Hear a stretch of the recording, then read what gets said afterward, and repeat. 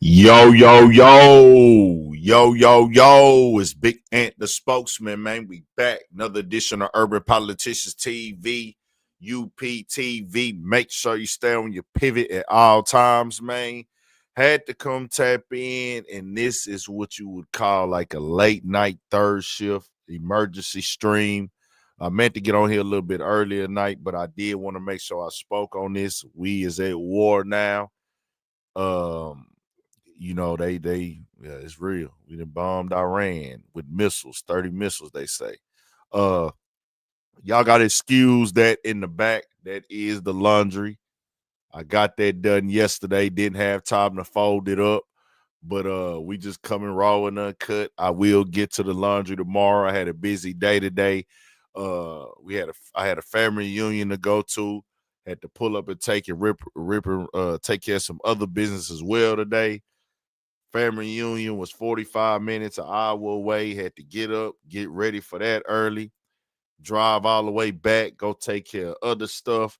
I had a lot going on today, man, so I didn't get to do everything for these last couple days that I was on. We've been working, still dropped 2 videos today. Did the family reunion today, y'all. Did 2 videos, the family reunion. Had to go to the store, had to do this, had to do that. Just left the grocery store. I had to go to 3 stores today. I had to go to the store to get some equipment. Had to go to the grocery store. I've been ripping and running. Nigga ain't had time to do the laundry, and I could move it to the other room, but I said, nah, nigga, we getting it raw and uncut. It's staying back there. So y'all see the laundry. It is clean, though. We here. Turn us up. Let's get to it. Y'all just hearing this right now? Y'all just hearing this? We'll just get right to it. Let me play it then, y'all. We in some real deal stuff. This is going down in U.S. history. This will be a historical date. It will be something to remember. Let's play it. Time ago, the U.S. military carried out massive precision strikes on the 3 key nuclear facilities in the Iranian regime: Fordow, Natanz, and Esfahan. Everybody heard those names for years as they built this horribly destructive enterprise. Our objective was the destruction of Iran's nuclear enrichment capacity and a stop to the nuclear threat posed by the world's #1 state sponsor of terror. Tonight, I can report to the world that the strikes were a spectacular military success. Iran's key nuclear enrichment facilities have been completely and totally obliterated. Iran, the bully of the Middle East, must now make peace. If they do not, future attacks will be far greater and a lot easier. For 40 years, Iran has been saying death to America, death to Israel. They have been killing our people, blowing off their arms, blowing off their legs with roadside bombs. That was their specialty. We lost over 1,000 people, and hundreds of thousands throughout the Middle East and around the world have died as a direct result of their hate. In particular, so many were killed by their general, Qasem Soleimani. I decided a long time ago that I would not let this happen. It will not continue. I want to thank and congratulate Prime Minister Bibi Netanyahu. We worked as a team like perhaps no team has ever worked before. And we've gone a long way to erasing this horrible threat to Israel. I want to thank the Israeli military for the wonderful job they've done. And most importantly, I want to congratulate the great American patriots who flew those magnificent machines tonight, and all of the United States military on an operation the likes of which the world has not seen in many, many decades. Hopefully, we will no longer need their services in this capacity. I hope that's so. I also want to congratulate the chairman of the Joint Chiefs of Staff, General Dan Raisin-Kane, spectacular general, and all of the brilliant military minds involved in this attack. With all of that being said, this cannot continue. There will be either peace or there will be tragedy for Iran far greater than we have witnessed over the last 8 days. Remember, there are many targets left.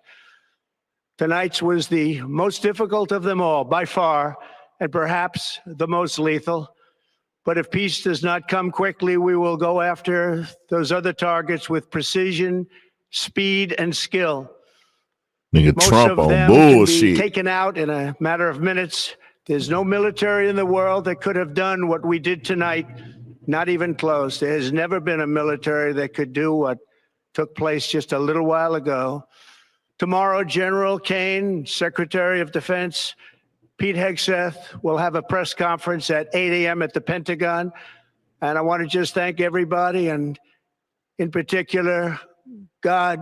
I want to just say we love you, God, and we love our great military. Protect them. God bless the Middle East. God bless Israel, and God bless America. Thank you very much. Thank you. President Trump there at the White House, Vice President J.D. Vance, Secretary of State Marco Rubio also serving as his national security advisor. Hey, what y'all think, man? We finna let some more of this stuff play. Right there with President Trump. Give me y'all thoughts in the comments real quick. We have bombed Iran. I read somewhere that it was 30 missiles, Tomahawks. I don't know if that's true, though. Don't hold me to that. I'm finna see what y'all got to say in the chat right now. Everybody type what y'all think. I'm finna put the stuff up, and then we finna go play some more and get some more news coverage and everything like that. For people just coming in, Donald Trump has addressed the country and let it be known why they did this, what's going on. I'm getting all type of conspiracy theories already. We at war, goddamn. We here now. It is what it is. Heartbreak Kids say Trump on some BS. 6 bunker busters. This normal for them. America gonna lose. We don't lose. That's what we don't do. That's something we don't do. Renee says, we did not see intelligence director Tulsi Gabbard, who recently testified Iran has no capability. Can that be confirmed, Renee R? I don't know. But I do know we in the shit now. He was supposed to talk to Congress first. Are they saying he didn't? I don't know. I ain't read up nothing. I had the family reunion going on today. I've been ripping and running, trying to keep up with this, trying to keep up with that. Y'all know we normally hip-hop, but we do get into the news. We do get into the politics. We get into everything around this motherfucker. I've been having this going on, that going on. We still got the Jim Jones shit going on and his nonsense. I just dropped a video on that with him going at Nas. Nah, nigga, that we get bombed. I said, oh, we bombing shit. God damn. Get the strap. Better get a lot of straps, nigga. Them straps ain't gonna work, nigga. They throwing missiles. We finna play some more of this now. Dawg say worst president ever. Michael Valario. Where you from, G? Gas prices about to go up. I don't know. Probably so. Probably so. Always a money play. Oh, we know it's always money. Hey, it's always some money involved with wars. Money win wars, and wars generate money. It's a fact.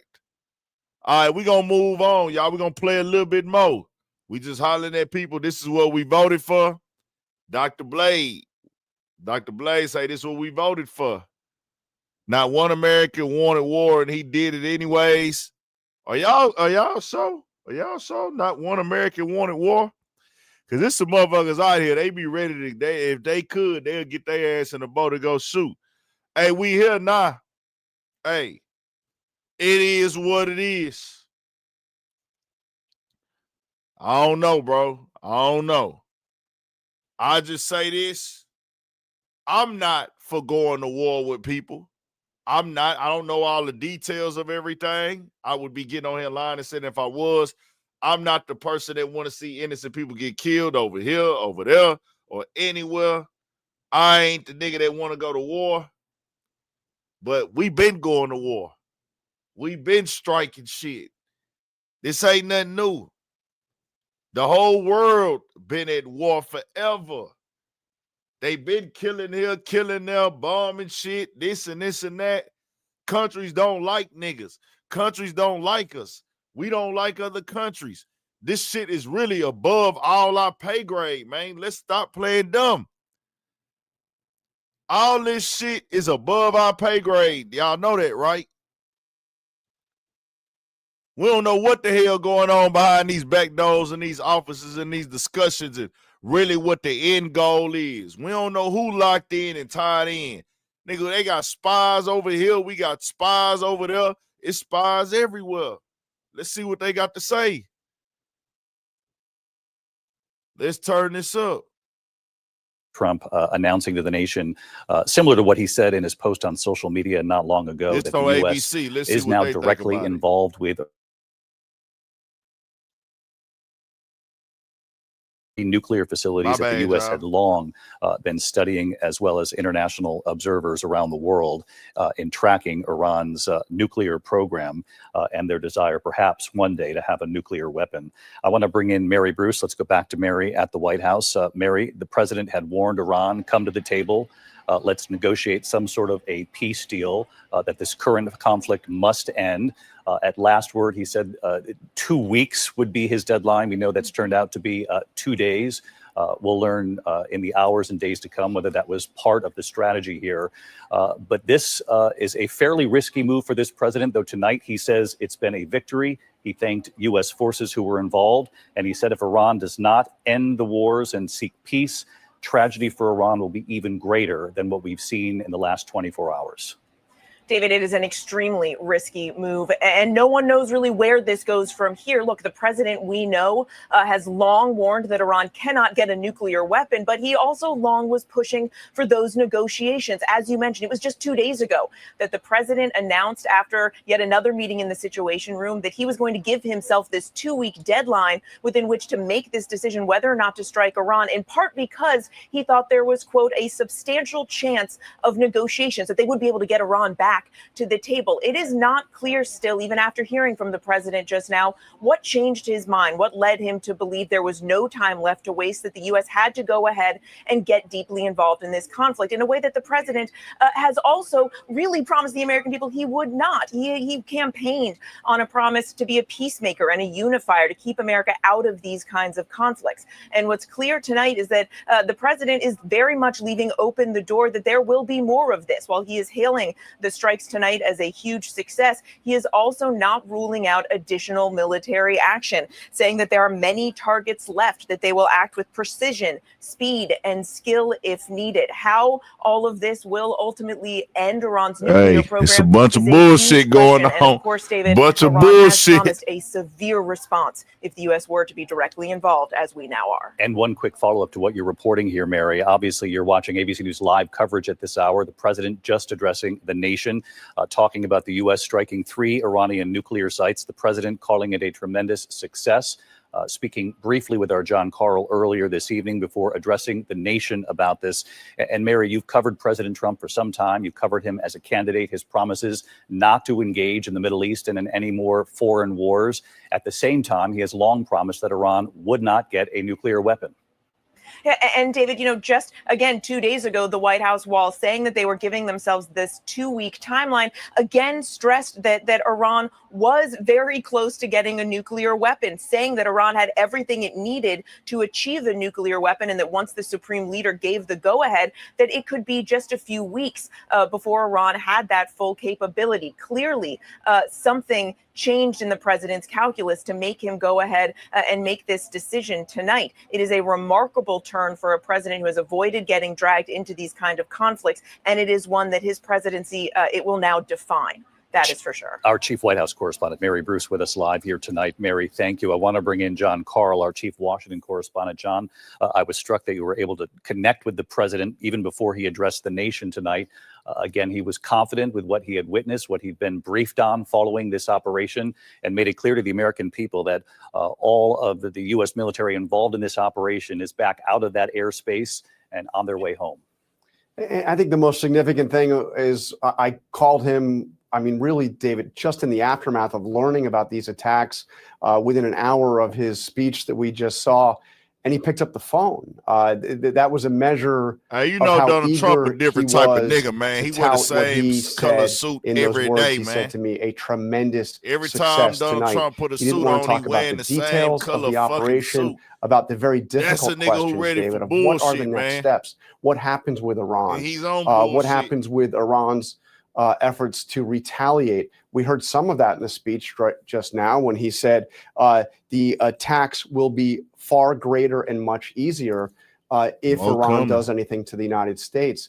But David, we are in a new phase here right now. I think it is without We're gonna send the question prayers up to the people, the most man. consequential decision We're gonna that send we the have prayers up to the ever soldiers. seen We're gonna Donald send Trump the make. prayers up to the And affected. it's entirely 'Cause it might unclear get real in the what field, direction it man. will go. Will it be consistent with his promise to end the forever wars? That's the argument Might that's get being real, made tonight bro. Nigga don't by the know what the president's outcome of this advisors. shit can be for us, They're man. saying that what this has done is finally an American president has taken care of an Iranian threat that has bedeviled the United States for nearly a half a century. Finally, an American president has ended a threat that has killed a lot of Americans, as you heard the president mention, the attacks on American troops, especially in Iraq.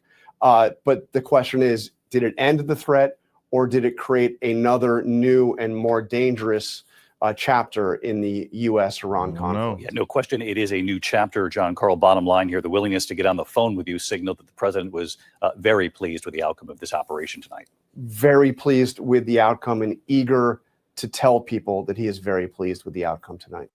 Sky-high prices are everywhere. But your first exam and X-ray. People saying these motherfuckers ain't no threat. And the Congo will be doing a peace settlement.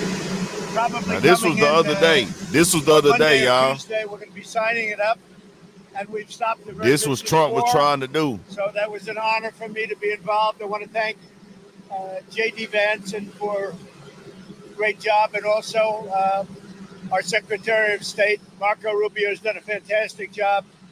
So Rwanda, a long-term war with the Congo, a very bloody war. They're all bloody, but this was a really bloody one. Is going to be making peace with Congo, and they can get on to making trade deals with the United States and other places and have a much more normal form of life. We're very honored by that. As you know, we did a very great job with India and Pakistan, and we had India in. It looks like we're going to be making a trade deal with India. And we had Pakistan in. It looks like we're going to be making a trade deal with Pakistan. And it's a beautiful thing to watch. Serbia, Kosovo, likewise, they've been fighting for years. And as you know, we brought that one to a conclusion. And now we have a couple of big ones. We have Russia, Ukraine, which is making a little bit of progress. And we have Israel. And nobody really knows what that one is all about. We're going to find out pretty soon, I guess. The Iranian foreign. Let's look at this As we've retaliation been reporting, stuff. President Trump says he will make a decision on whether to strike Iran within the next 2 weeks. Both President Trump and Israeli Prime Minister Benjamin This Netanyahu dropped have said right here they do 2 not days want ago. Iran Hold to on, let's develop go a back. nuclear Let's get weapon. some more But current Iran's shit. supreme leader has They warned was U.S. already intervention playing it, would so cause, Iran quote, already knew this irreparable shit was damage. coming, man. Robert Pape joins us now. He's a professor of political science Iran at the already knew this And was joining coming. me now is NBC News chief foreign correspondent Richard Engel in Tel Aviv. It's still in the early hours of the morning there. Obviously, the big question today on everyone's mind, the president's calling it a spectacular success. The immediate question on everyone's mind is, A, how severe is the damage? Will it set Iran's nuclear program definitively back?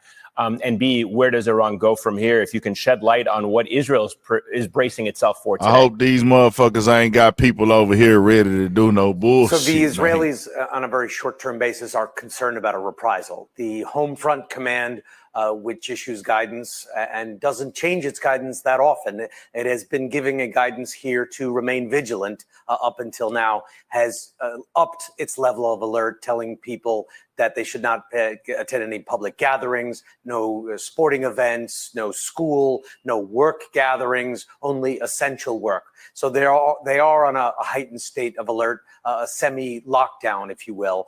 They had already been, under attack with Iranian ballistic missiles coming down at Israel every single day for the last week or so. So this country was already on high alert. They're bracing for some sort of response.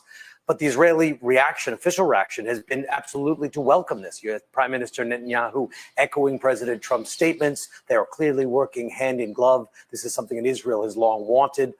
On the street, right now the streets are quite quiet, but on the street when we talk to people, they are generally supportive of this military operation. It was seen as a better now than later philosophy that they were going to engage with Iran at some stage, that it was better to do it now before having a nuclear weapon. That's the view as it was seen from here. But there are countries in the region who might not be vocally expressing their concerns, who I'm hearing from privately, who are very worried that Israel and the United States now seem to have a feeling of unchecked power, and that they don't know where this is going, that this was Prime Minister Netanyahu's goal, that he found President Trump relatively easily manipulated, and that he was going to do this and finally got the United States on board. And of course, the window now opens itself to a possible Iranian retaliation. If you hear what the president said today, or see what he said today in the social media post, he suggested that any Iranian retaliation would be met with a greater force. Some see this right now as an opening, that if Iran does retaliate against America, certainly in the region, it's getting real, y'all. Open the door for even more American involvement, potentially leading ultimately to regime change, something that the Israeli prime minister has agitated for, has certainly called for in the past. One senior official I've spoken to from the region, I'm gonna be real with y'all. I don't even know what nobody from Iran look Islamic like, regime man. in Iran, depending on what they do next. Where do you see this going from a kind of big picture approach, not just in the short term? I mean, Iran is now cornered. If they do retaliate, they run the risk of going into a direct war with the United States, which wouldn't be very long for them. They wouldn't last very long. Or if they do nothing, they appear very weakened in the eyes of their own people and ultimately susceptible. Let me address that. People got to understand. Yeah, we not in the fields, but this is our fight now because our country has jumped in it. We're going to let the rest play in just a second. We're going to keep getting the latest information that we can get. As an adult, as a grown man, yeah, I'm not in the field. I'm not shooting. I'm not killing nobody. But this is our country. We pay taxes here. Our tax dollars are funding this war. Our country and citizens of our country and our army has struck another country. All of us are now enemies of this country in this moment. Just telling y'all the real, bro. I need y'all to know that. We don't really have a choice.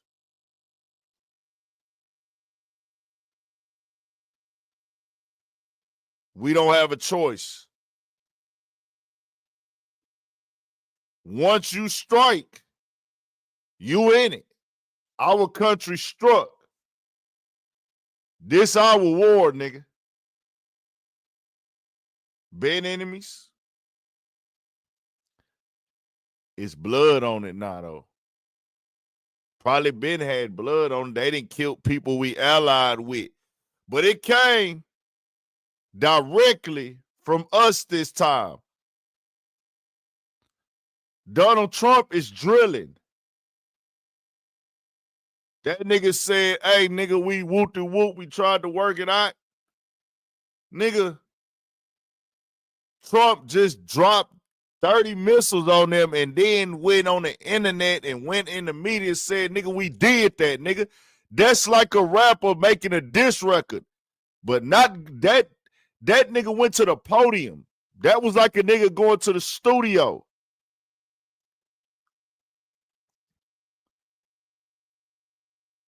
That was like a nigga going to the studio and saying, yeah, nigga, we did it, nigga.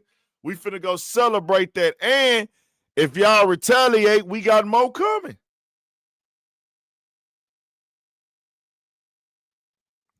Man, we in the war, bro. Y'all niggas don't want to face the facts. We Americans, y'all think they gonna say they gonna spare any of us? Before we move on, bro, I want real answers right now. Do y'all think that the people is going to spare us as Americans? Y'all remember what they did to 9/11? Y'all remember what they did at Pearl Harbor, man? Come on now.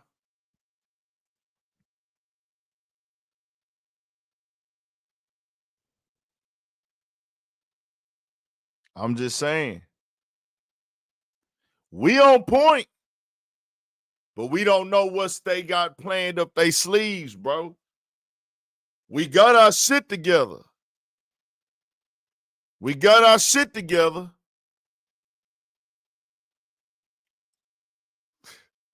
We got our shit together. But, bro, it could get real, nigga. It could get real. All we can do is pray at this point. Hope for the best. Pray for the best. We ain't going to hope. We going to pray for the best. Let's go. Play some more, man. Y'all hit that like button and turn us up, though. We not tripping on no donations. We ain't tripping on nothing else. We just need the participation. If you in here, hit the like button. I'm going to let some people join in a minute. Acceptable to collapse. No doubt, Iran has been put into a corner. They were engaged in negotiations. President Trump is framing this as we're using force in order to convince the Iranians to come back to the negotiating table, to think again. They thought they could keep their nuclear enrichment program. Well, now they don't have a nuclear enrichment program, so they better come back to the table now. But the Iranians believe that the negotiating table was all a trick, that they were lured into this process under false pretenses, that Netanyahu and Trump were always going to do this, that President Trump just recently said that they have 2 more weeks to negotiate, and barely a day went by before the bombs started dropping on those nuclear sites today. So Iran, there's no trust. There never had been trust, but Iran feels, and I was just in Iran, and officials there have been saying this publicly, that they believe that this process was only designed to get them this is true, Stormy Hayes. Their guard down, we are and bullies. allow them to be attacked. Now, can they go back to negotiations? The country is. I'm the not. Ones they believe America are, is bullies. are fictitious and set up to make them fail.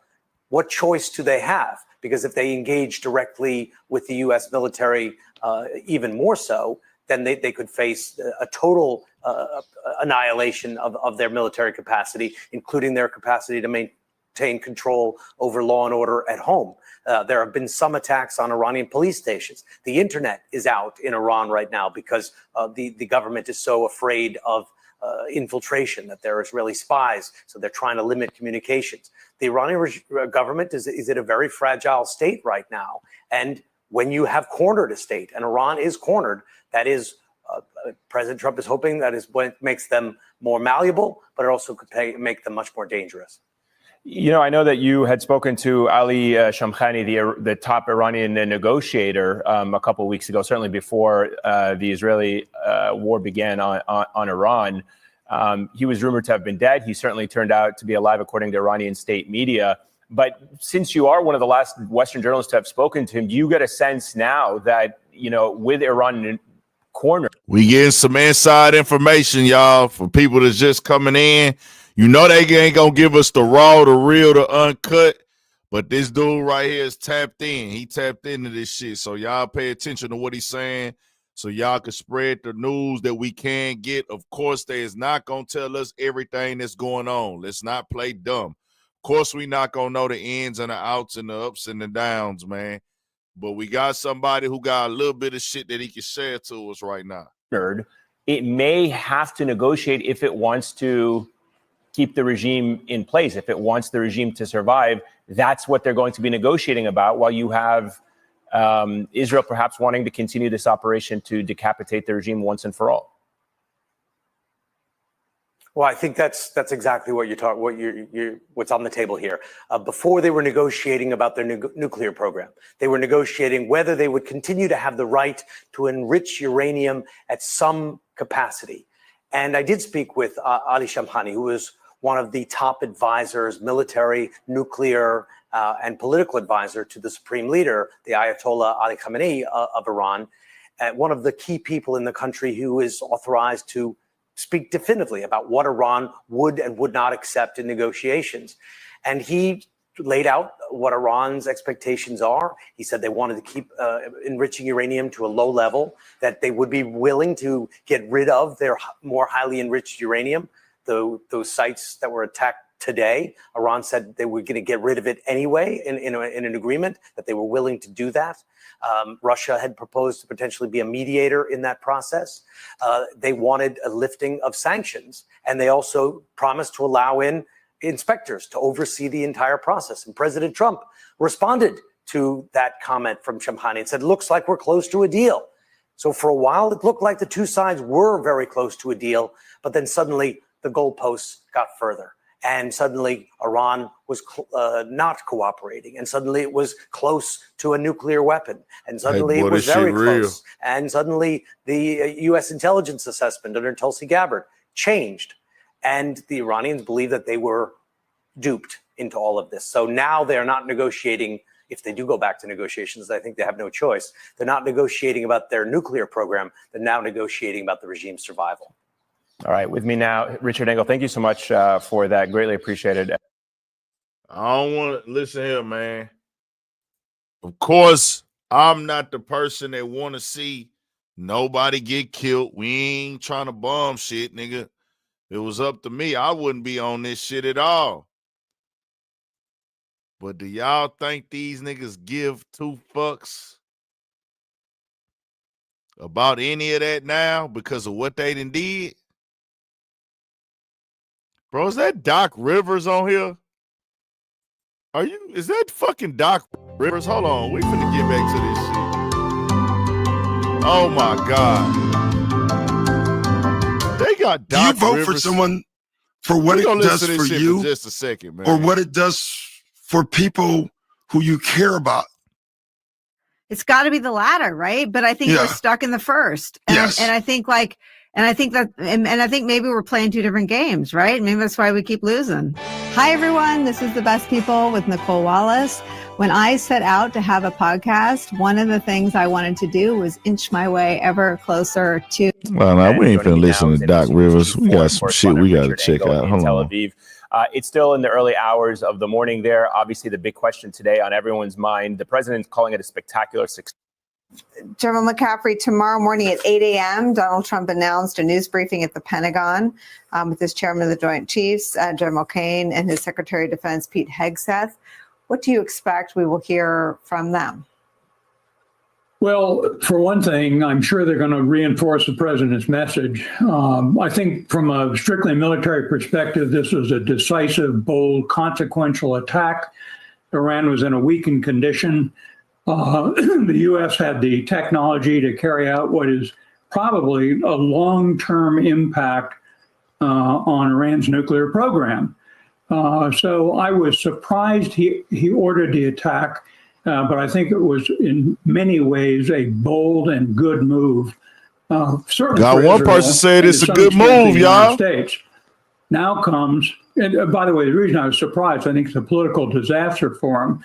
His own party's split apart in the issue. The Democrats oppose it. The American people oppose it. And it presumes there won't be an Iranian counterstrike. I can't imagine why in the next 72 hours, even in their weakened state, they don't come up with a series of moves which should then generate, in my view, commitment of U.S. air and naval forces to attacking Iran. So we're at war with Iran right now.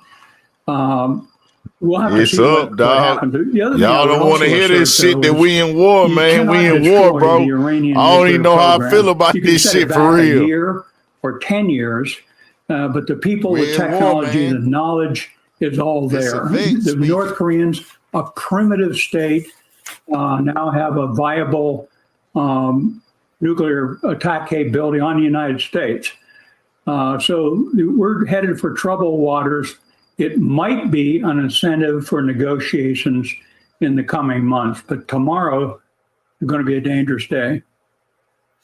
It's interesting. You just said we are at war against Iran. Nigga, it is a sentence that Donald Trump did not utter in his remarks. Do you think he believes or sees the country at war with Iran?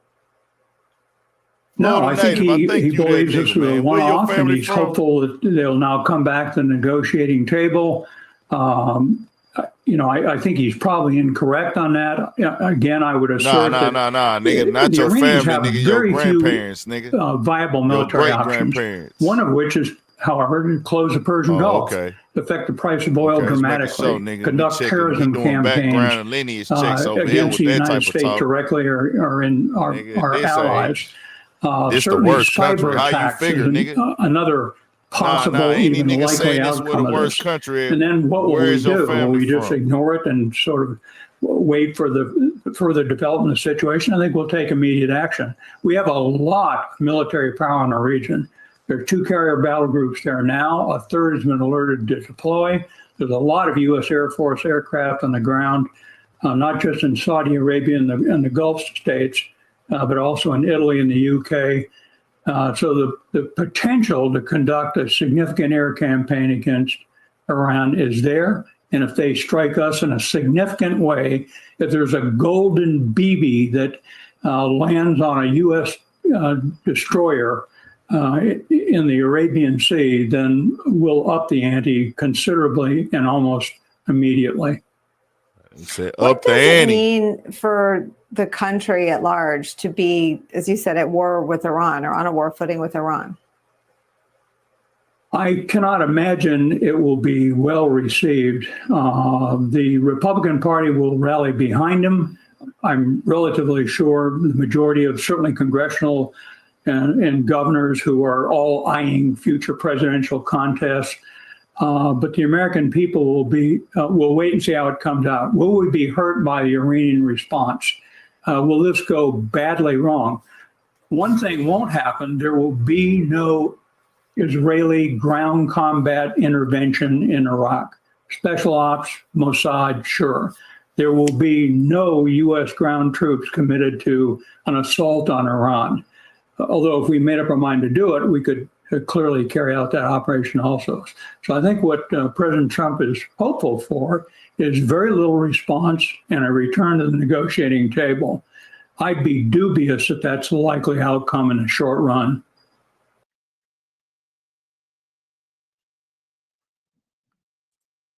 Hold on real quick, man.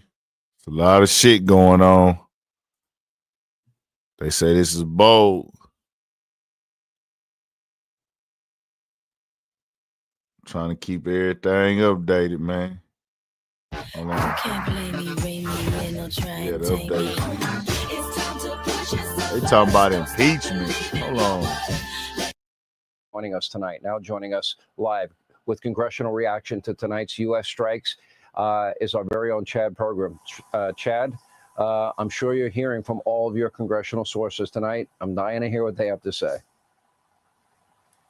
Well, Sean, there have been 2 members from the Democratic side of the aisle who've called for impeachment. Alexandria Ocasio-Cortez, the Democrat from New York, has just put out a statement saying this may ensnare us in war for, quote, generations. And clearly there are grounds for impeachment. Sean Casten is a Democrat from Illinois, and he says this is an unambiguous impeachable offense. We've also heard, this is not a partisan issue necessarily. There are some Republicans who have some reservations about this. Thomas Massie, the Republican from Kentucky, who has a resolution that he hopes to bring to the floor in the coming days with Ro Khanna, the Democrat from California, to prohibit in fairness, Chad, in fairness, I think it does need to be pointed out. Tom Massie never agrees with the Republican Party. Let's be honest here. He is a lone wolf. It's a bunch of he's bullshit pretty much going isolated on, himself from the rest of the coalition. I don't think think he represents it. I think whatever AOC says would be to be expected. We have also heard from John Fetterman. He was very happy with the president's actions today. So there, at least somebody on the Democratic side understands the need that you cannot allow nuclear weapons in the hands of people that have shown no respect for human life at all whatsoever. And Sean, I was struck yesterday by Debbie Wasserman Schultz, Democrat that's from the thing Florida, right there, y'all. and she said, we need to keep. And That's the thing right there. Certain people is saying they ain't had no nuclear weapons. What y'all think, bro? Did they have nuclear weapons? Yes or no? Do y'all think that we lying about them having nuclear weapons.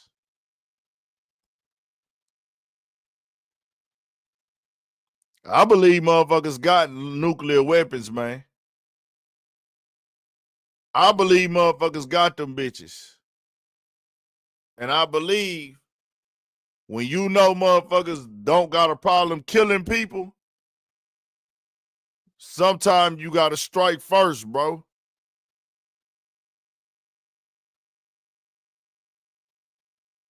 Just saying. Sometimes you might have to strike first. Sometimes your defense is your offense. Just saying. When they was building it, they was getting more pieces for the people that just came in. They were weeks away from having a full nuclear weapon, supposedly. That's what they saying. They were weeks away from having a full nuclear weapon. So they tried to negotiate, have conversations, sit downs, and talks about this. Hey, what are y'all doing? Y'all building nuclear weapons, what we own? But them niggas say, nah.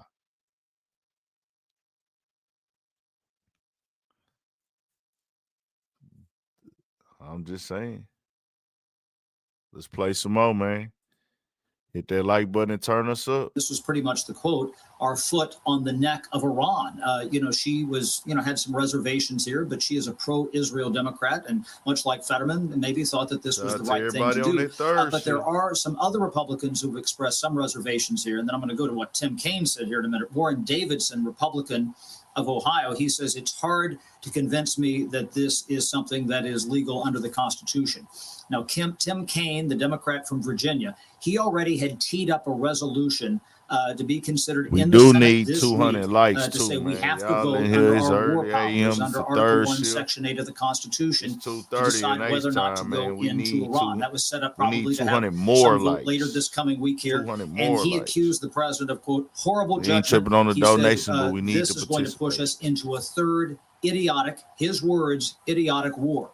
Now, most Republicans have been willing to give deference to the president here. The congressional leadership was briefed, according to a senior White House official. We heard very early on from John Thune, the majority leader in the Senate, and House Speaker Mike Johnson, and they clearly thought that this was the right thing to do. And generally what we've gotten from Republicans, despite what I said about Davidson and Massey, is that they've thought that the president has the authority to do this. Even Adam Smith, who is the top Democrat on the House Armed Services Committee, said yesterday, he said, we're going to, quote, flail around in Congress.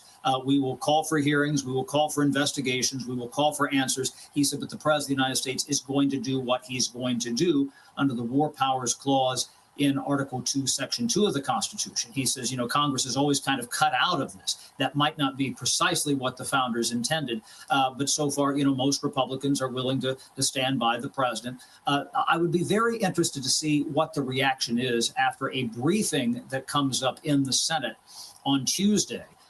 This was already on the books, a classified briefing for all senators about, what the information was. Now this story has changed dramatically here. But if they start to... In rare public remarks, former President Barack Obama warned that the United States is dangerously close to slipping into an autocracy under the Trump administration.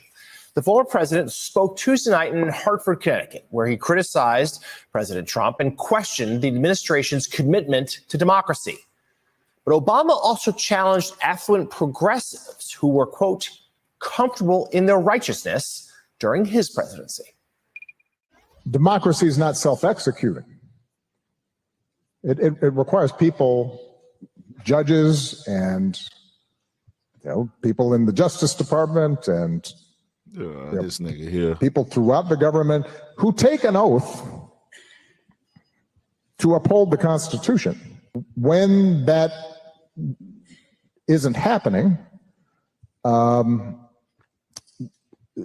we start drifting into something that is not consistent with American democracy. It is consistent with autocracies. I think that we are dangerously close to normalizing behavior like that. We've lost a monoculture. We've lost everybody watching Walter Cronkite. We've lost everybody watching MASH or Mary Tyler Moore or All in the Family or Roots. We've lost everybody getting a Time magazine. It makes it more difficult now for us to find common ground. It makes. I'm professional soccer player Mallory Swanson. We here now. Today, I'm with Adobe Express showing love to a woman-owned small business here in Chicago. Hi. Hi. My name is Omatola. I'm Mel. Nice to meet you. Nice to meet you. Well, welcome to the store. This is MSNBC's ongoing special breaking news coverage.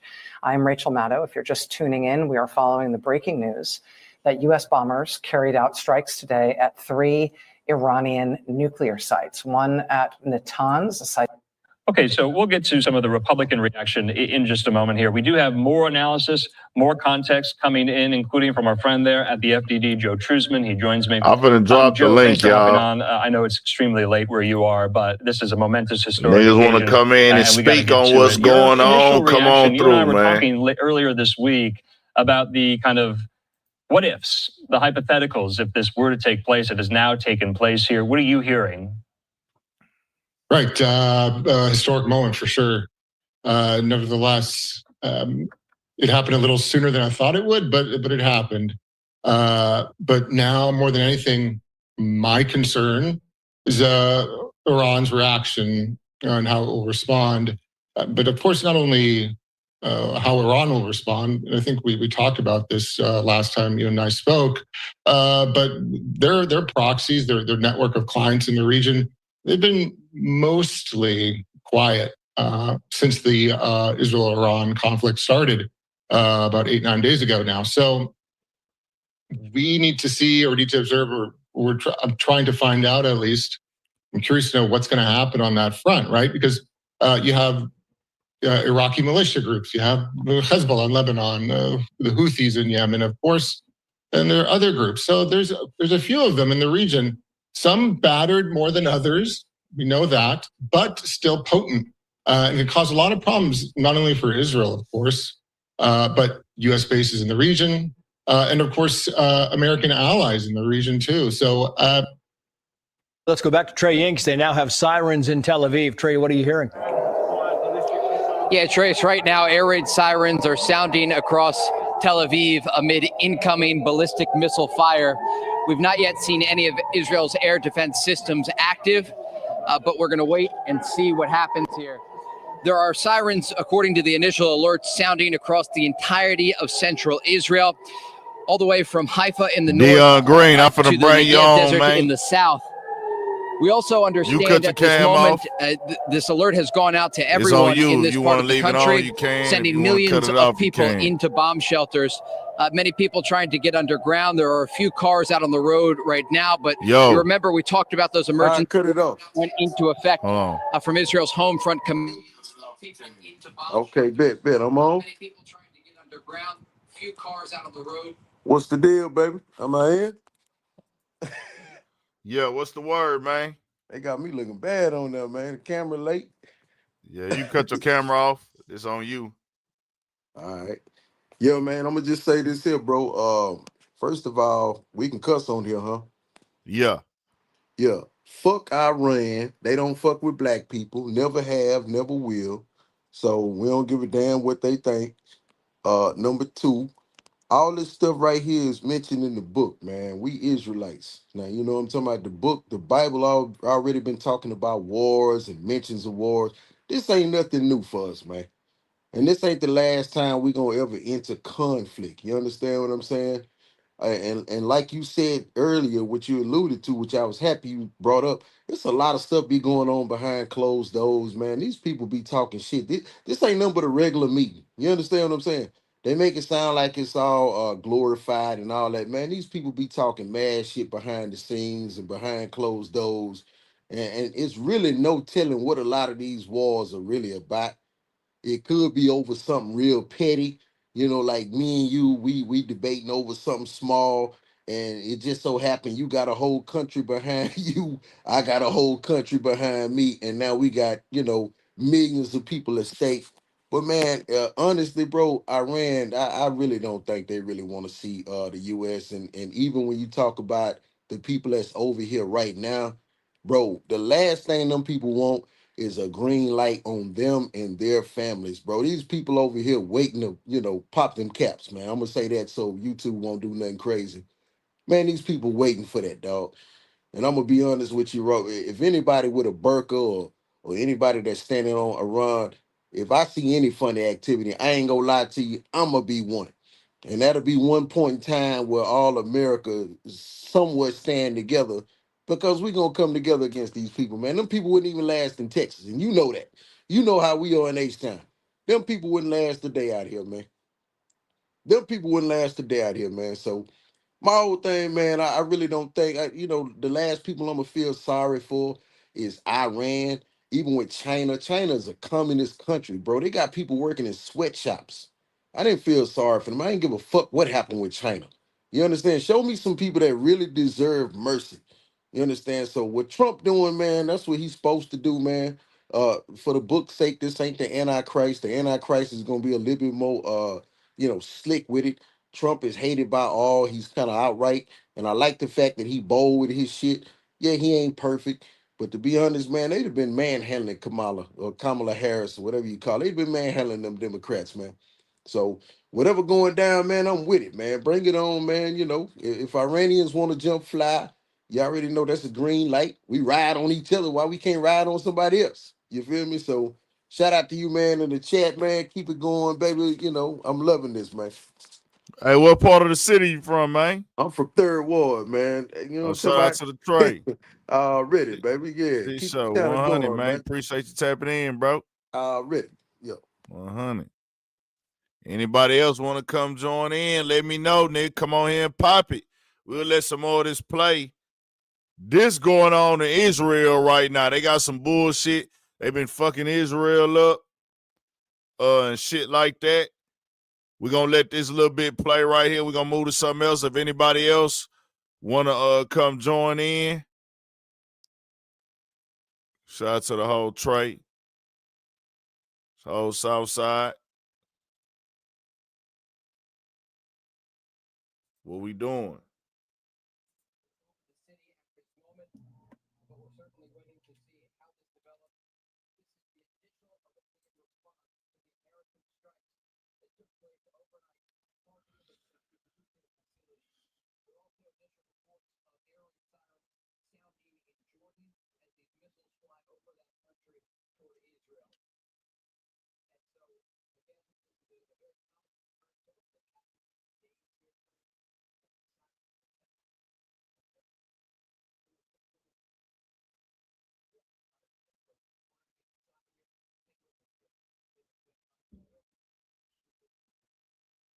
Trace.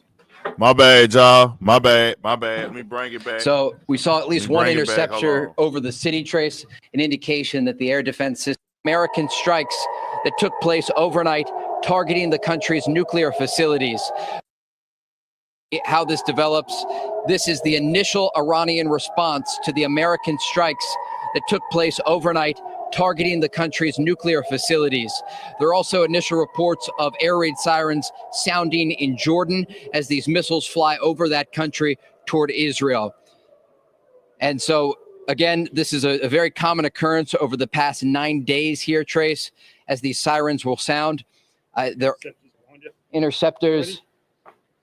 Yep. All right. And so we're going to get inside here. Stay with us, Trace. Get in. Yeah. All right. Let's go. Move with me. We're with you. We're still with you, Trace.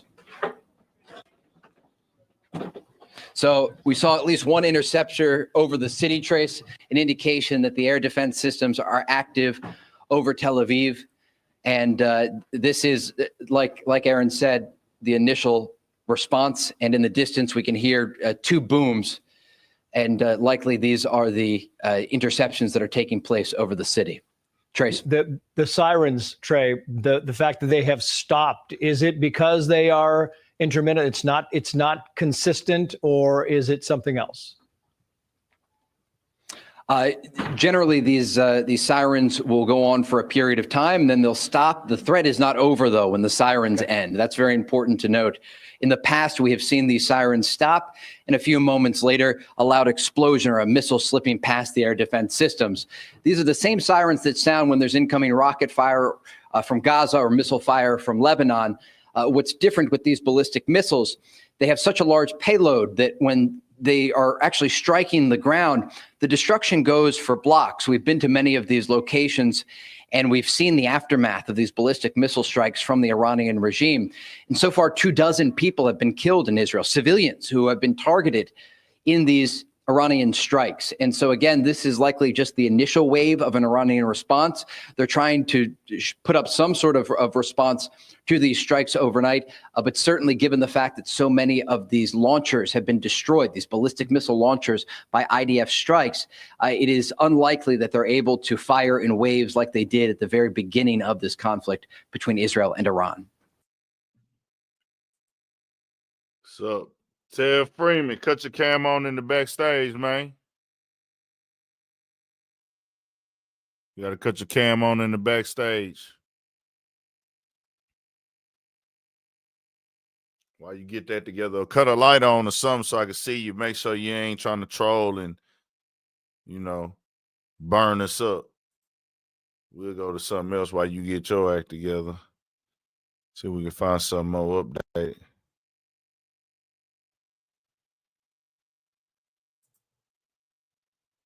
However you book your flight, first check Kayak to search and compare flight prices from hundreds of sites to find a great deal. Light on in the backstage, for 1 minute, Ali, because we're looking at some images that have come in the aftermath of some the ballistic missile strikes that Iran launched on Israel. And we understand this is from central as well as northern Israel, which is where the alerts were coming in from. Of course, we got an alert here in Jerusalem, but northern Israel, central Israel, over the course of the last few days has been hit bro. quite Cut hard. the light on, G. Haifa Still dark. has been Gotta hit, make sure you got a shirt as on, has, man. Tel Aviv. Make sure you got a shirt the on, station man. on high alert. You can see I just some of the gotta make damage sure you got a shirt done on, in G. those Just images. cut the regular light on. Yeah, I've been to Make sure you got your many shirt of on. the We're impact good. strikes over the last few days, and the damage is extensive. I mean, do not underestimate the damage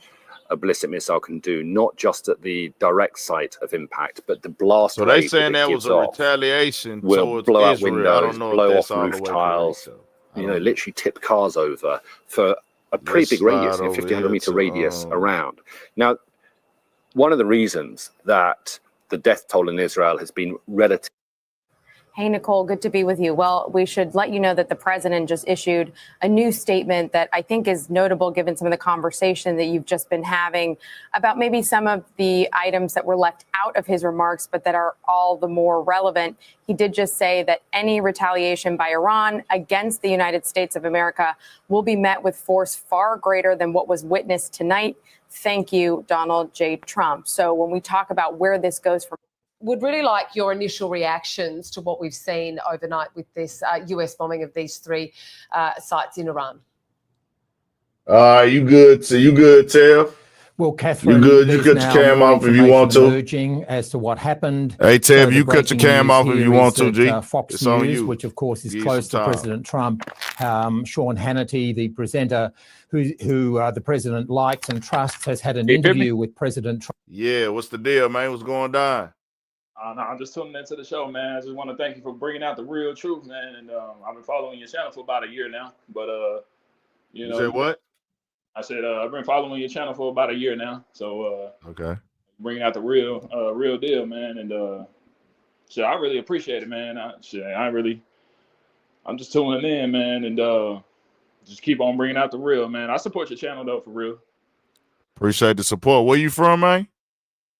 I was born in Dallas, but I've been down here by Houston for like about 7 years now. Oh, that's what's up. That's what's up. So what you think about this whole situation right here, bro? Okay, so the situation with Iran, I should say is us as Black Americans, we could just really just stay on our pivot and, you know, just be prepared too as well. You know, have some safety kits, have some, you know, nice clean water. non-perishable food is important too. Anything can happen, but just don't panic and have a heart attack. But man, it's just a whole lot of bull stuff, a lot of bull that's been going on lately. But it's crazy because I'm like super. You want to live with that confidence that, hey, nigga, we good. We ain't got shit to worry about. And that's how I'm thinking. We ain't got nothing to worry about. That's how I'm feeling. We ain't got nothing to worry about. But the other side is, hold on, nigga. I learned a long time ago, don't underestimate nobody. Right, exactly. I hear you on that one. I hear you on that one. Definitely don't underestimate anybody for real.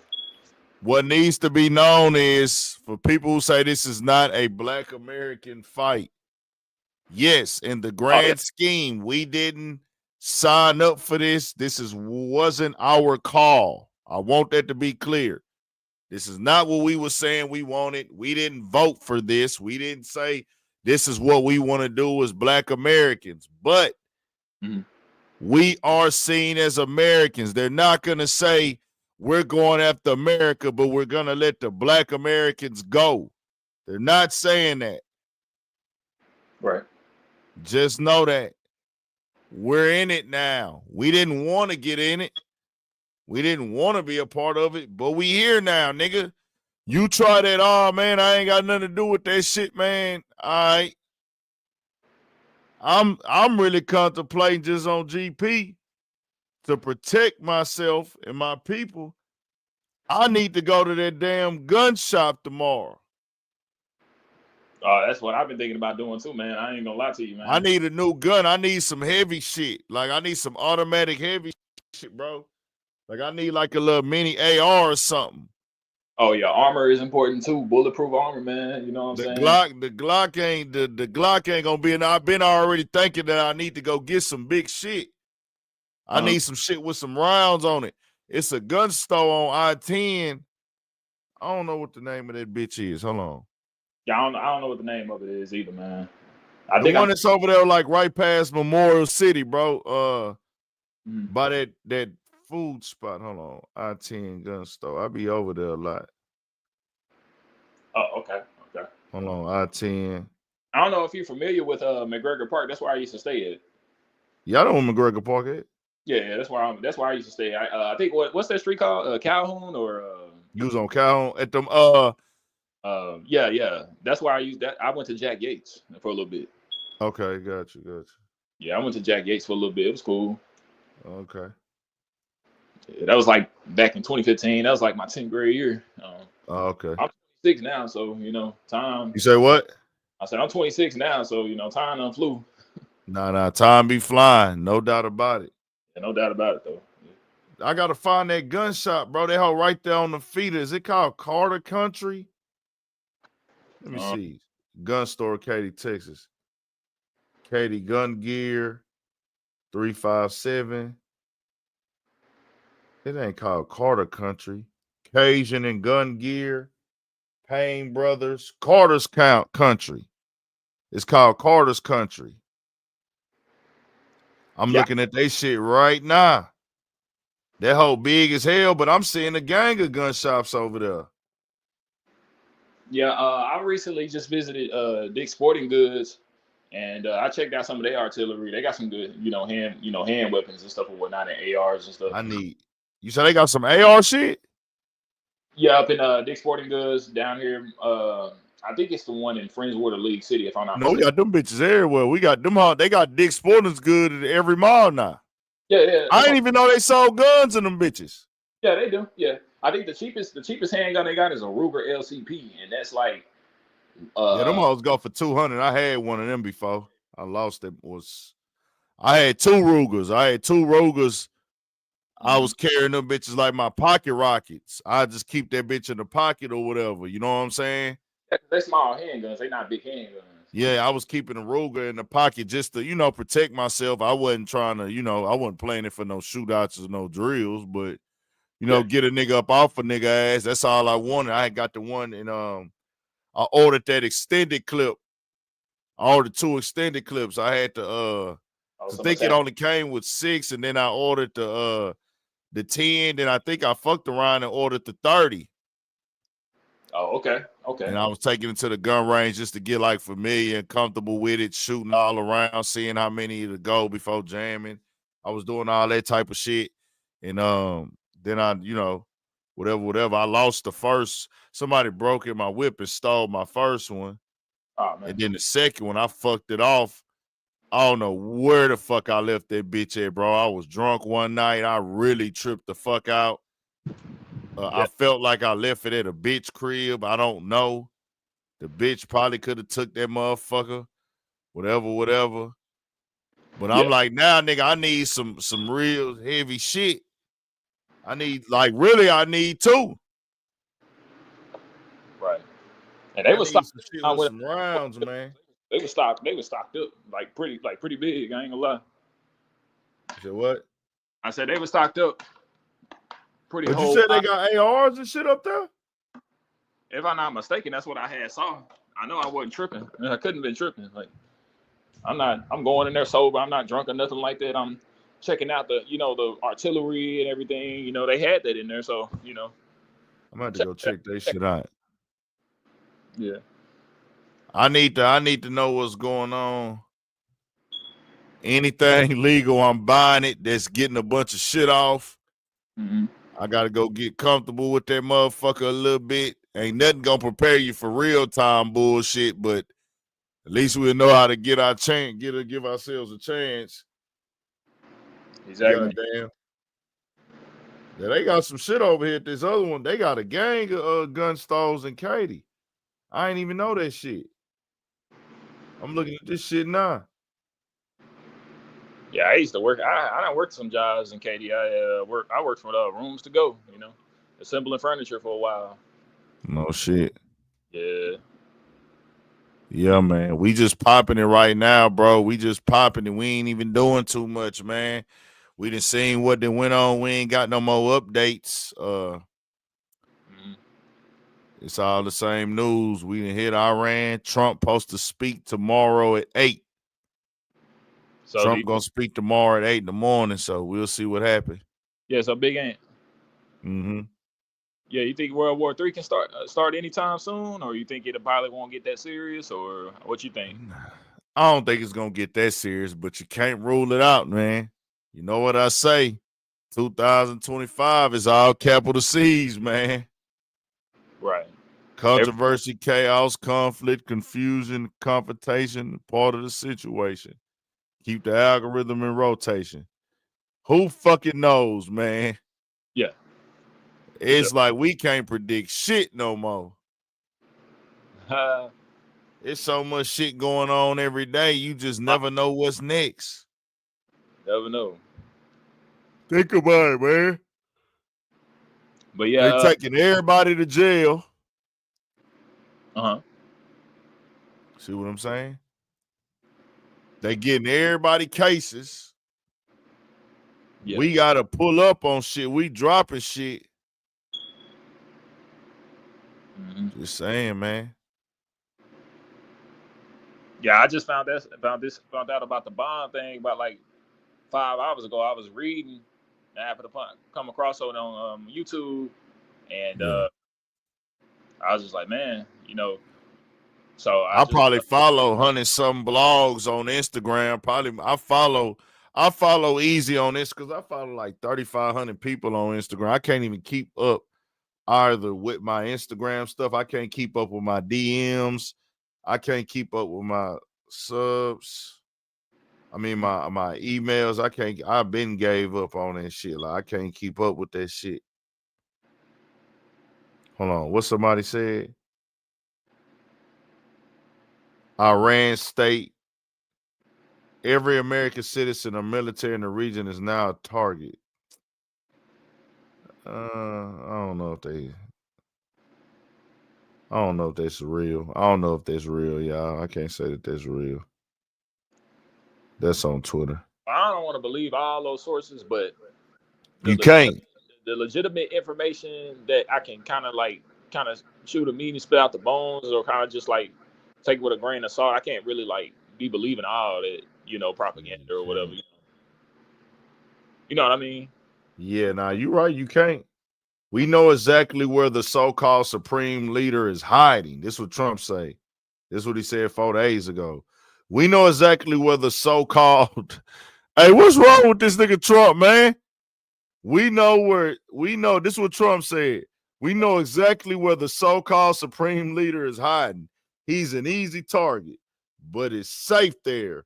We're not going to take him out, at least not for now. But we don't want missiles shot at civilians or American soldiers. Our patience is wearing thin. Thank you for your attention to this matter. Hey, Trump is on bullshit. Unconditional surrender. We have completed our very successful attack on the 3 nuclear sites in Iran, including Fordo, Natanz, and Esfahan. All planes are now outside of Iranian airspace. A full payload of bombs was dropped on the primary site. Fordo, all planes are safely on the way home. Congratulations to our great American warriors. There is not another military in the world that could have done this. Now it's time for peace. Thank you for your attention to this matter. Hey, bro, what the fuck is wrong with Trump? Yeah. That nigga Trump crazy. Yeah. But Big Ant, can you hear me? Yeah, I can hear you. Oh, yeah. I didn't want to go on too long, man, but I appreciate you bringing out the real truth, man. And, I'm tuning in like almost every other live stream. I was like, I've been subscribed like a year ago, but, when I came across your channel and been subscribed for that year, man, it's like, it's worth looking at, man. It's like every stream is like hard work and dedication into it. That's all hard work, man. So I salute, man. Appreciate the support, man. There's love. Oh yeah, much love, man. Yeah, I'm gonna keep on tuning in, man. But if somebody else want to hit the link and talk, I mean they can, man. But I'm gonna stay tuned in. Sure. For sure. Yeah, I'm probably about to get ready to clock out, y'all. Give me some rest. I'm burnt, man. We had a family reunion today. Did that. I went to the grocery store. I done drove north to the south. Okay. I drove 45 minutes here, got caught up in traffic. Tribe Nation. Cut your cam on in the backstage, G. Oh, so you town, Big Ant? Huh? You reside in you reside in the Big H town? Yeah, born and raised.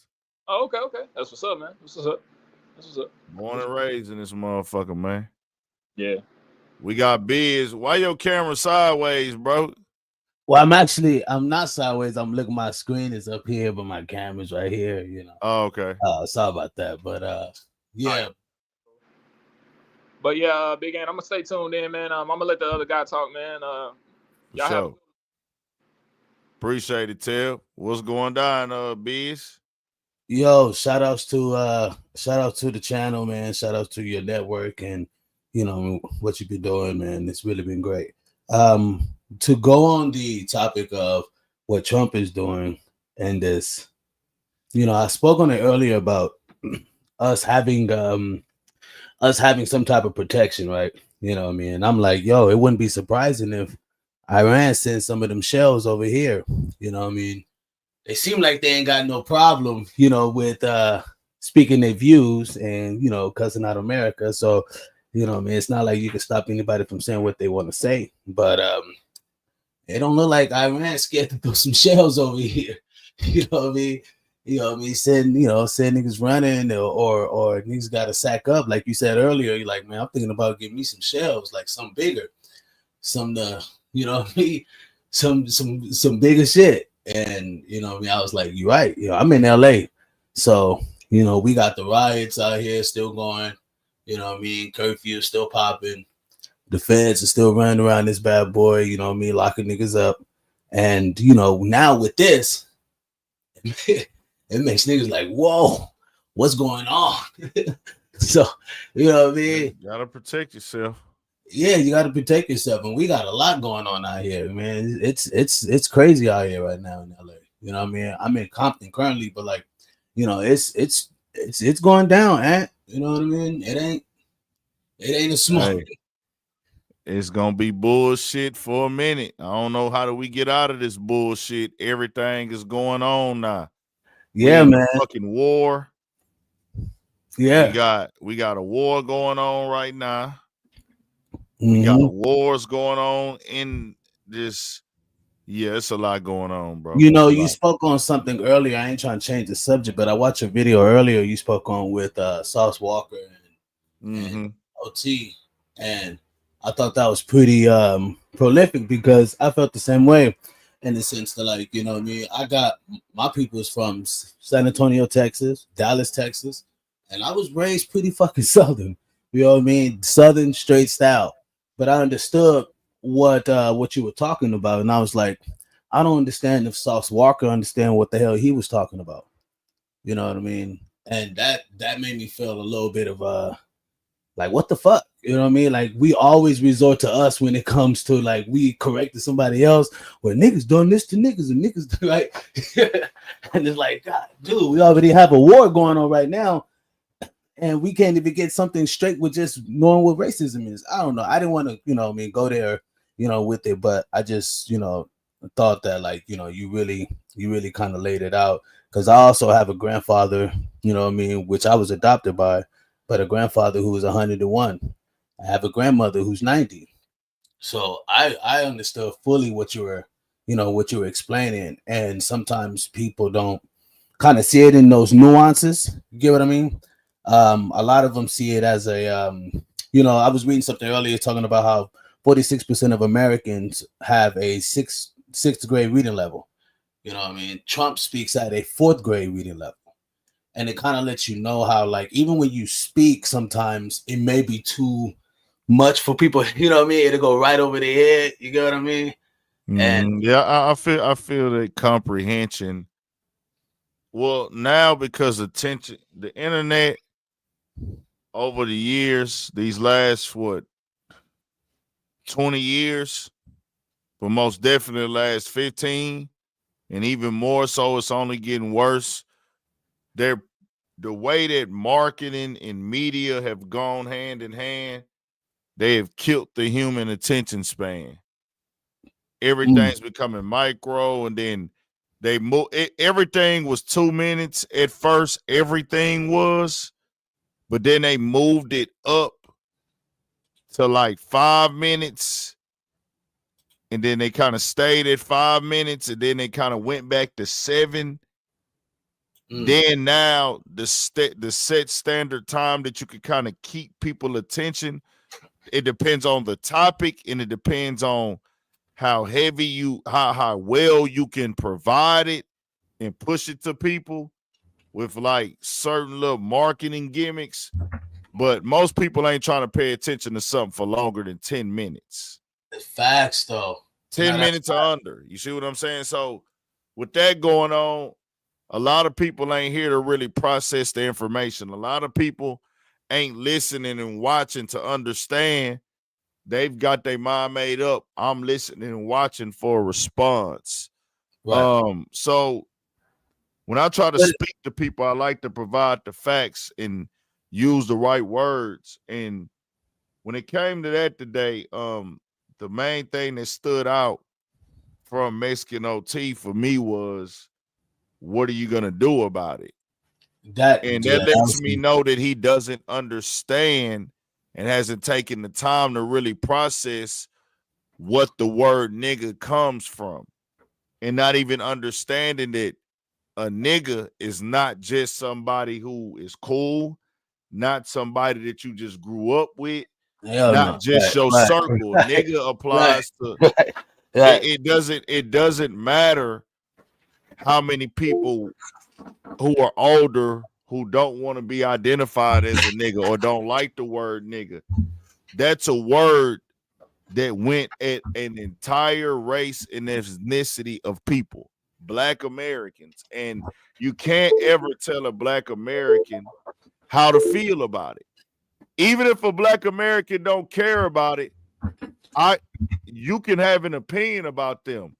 But if you are a Black American and we're in America and we're Black Americans, if you choose to not care about it, That's a choice. That's a choice. You don't have to care about it. Nobody can force you to care about it. But at the same time, you can't tell 40 million us people how to feel about it. You can give an opinion on it, but there are plenty of black people, y'all, in this country that don't want to be called a nigga by niggas. They don't like the nigga word, period. Am I somebody that uses nigga? Hell yeah. Do I say nigga in my vocabulary? Y'all watch me on YouTube. Y'all know this. It's part of my everyday language. Now, I'm going to turn it off when I go around other people. I'm going to turn it off when I go around an older crowd.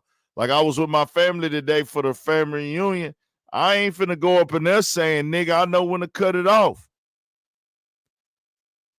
I got older uncles. They'll say it sometime or whatever. It might come off while they joking, but in their everyday vocabulary, not going to say it. But we done got to a point now where we got other people telling us how to feel about being niggas and the N-word. And like, it's not exclusive to us. Like, hey, nigga, we got to say so in this. Bro, it needs to be known and understood. That's our word, connected to our lineage and our ancestors' experience in America. Nobody else's ancestors went through that, bro. It just is what it is. It's not a debate. I don't know why people want to make it a debate. But when we speak the facts, we got to speak the facts. You can feel how you want to feel about it. A rapper, an athlete, an everyday person. But nigga, the roots of nigga. Yes, niggas took it and flipped it and made it this and that. All that shit is new, y'all. When it comes to everybody using the word nigga. That's new. Facts. That's new. Facts. But what nigga is derived from, that's old. That has hundreds of years of history with it. Pain, trauma, disrespect, right, dehumanization, rape, tearing away identity, mental trauma, mental suffering, just the worst of the worst you could think of, y'all. They don't really break down to people how bad slavery was, and the thing is, that was the main identifying word. There's a reason, and people don't stop and think, there is a reason why that word is so sensitive. There's a reason why. And we know what the reason is. The whole world knows about it. That's one of the most sensitive words across the country. Or even saying that y'all was dropped, we was dropped off, or y'all was just dropped off first before us. The fuck is you mean? You know? And that was very incorrect. And I didn't even get to that part of my video. And somebody has, nobody has to do anything, but I would have these conversations with people who want to be educated. We didn't get dropped off. And we didn't come to this country. We didn't leave another country and come here by choice. So part of America had what you would call now Mexican people here.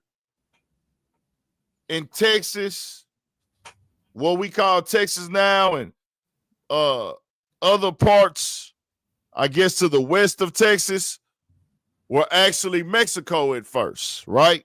Mm-hmm. They went to war for it. They ended up selling it. So they sold it. It became American. This is not the same of us getting dropped off. And no, they have their own identity. They have their own history. They have their own country. And a lot of people don't know Mexican is not a race. Right, it's an ethnic, right? Right. It's an ethnicity. Yep, it's an ethnic group. Mexico is a country.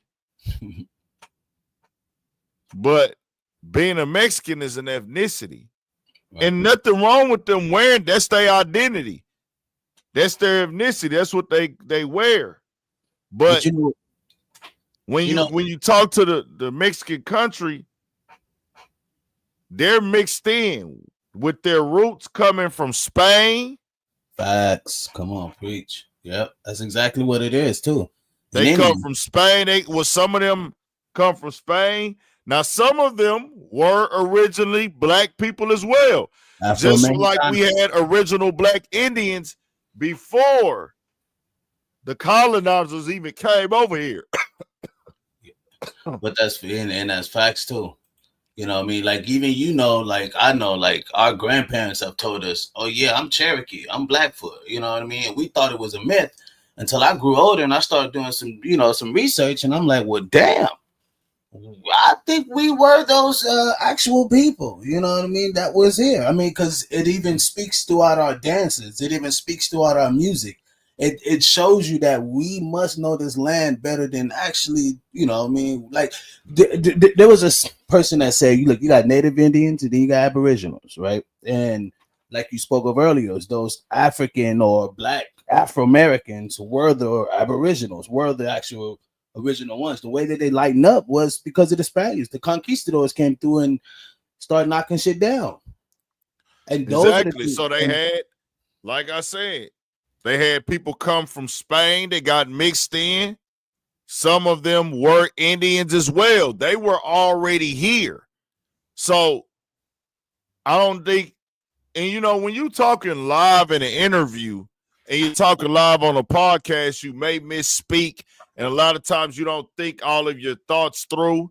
And I don't know how educated Mexican OT is on his lineage and his history, but it was certain Mexican people today that are identified as Mexicans, they were already on this land. Aztecs and Indians, all that. Same thing with us. Not all of us got dropped off, and that's the thing. When you say that, now in today's time, a lot of people have lineage to the Mexican land, and they decide to their first or second or third generation American. Because once, Mexico and Texas was divided after the Alamo. Come on. That's true too. They stayed over there. And then they decided, well, we're going to go to America for better opportunities. It's a more successful country, better living. We can build or grow over there. We can go reach different status. We don't have to be in poverty over here. So that's different. That ideology is already different as opposed to what he said about getting dropped off. Nigga, we didn't get dropped off. Come on. We was here to work, be used and manipulated. Some of us were already here. We were cattle. And we never left. So it's not a drop-off. We stayed here and built this. We have fought in every war over here. We've contributed to everything in society. We've done nothing but promote, build. We've helped every group of people through business, through support. Every day, we don't discriminate. We don't hold our dollar to our community.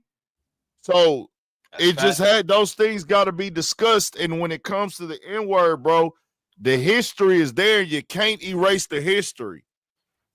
And we need to know and understand, as Black people, rappers are not our rappers, athletes, YouTubers like myself, entertainers, dudes that you see as cool and fly.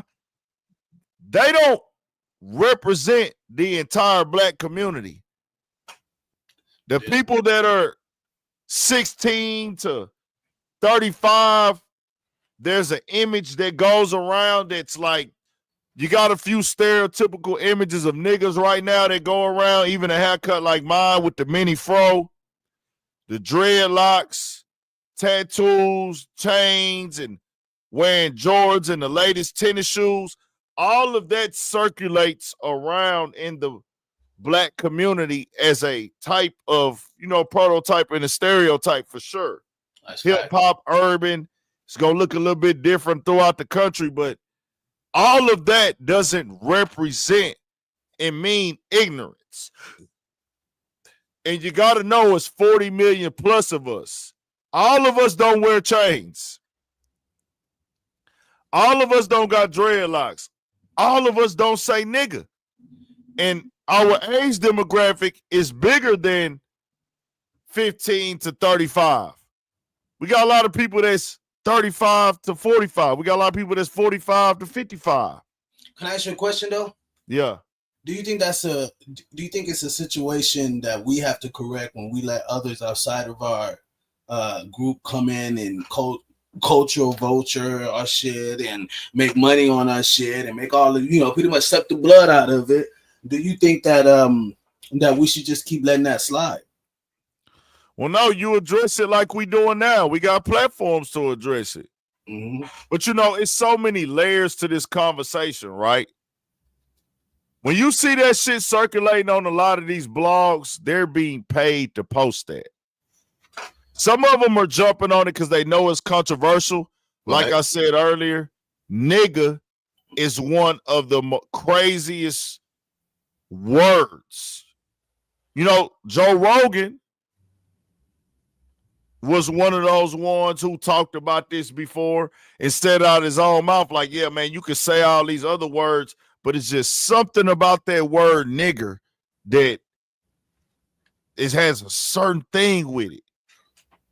Well, the reason why is because America is the most powerful country, right? Overall, on the grand scheme. People look at America as the big brother country. They look at it as the most successful country. Mm-hmm. Just no matter about how much money we owe another country or how much in debt we are, people still look at America as that prototype, right?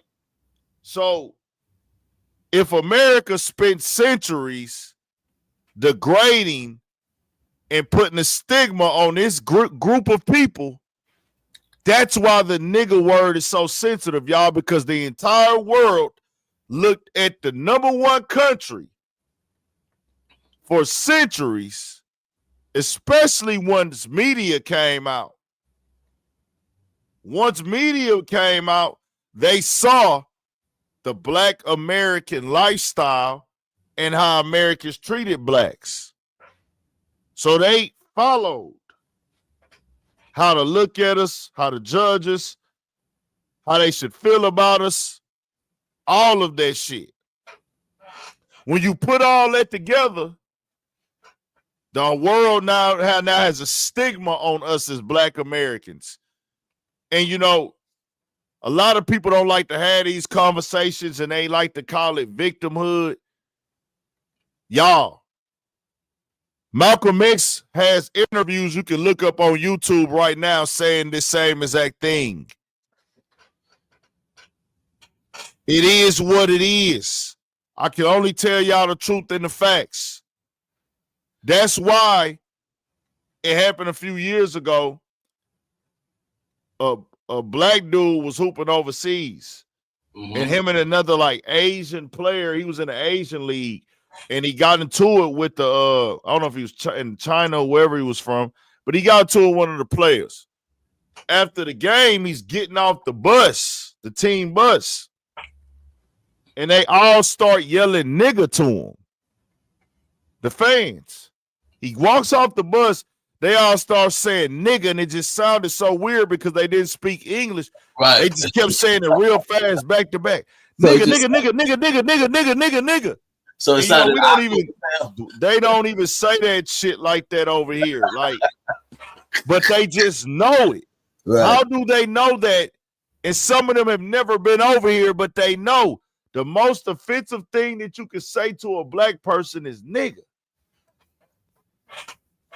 That's because America taught them that.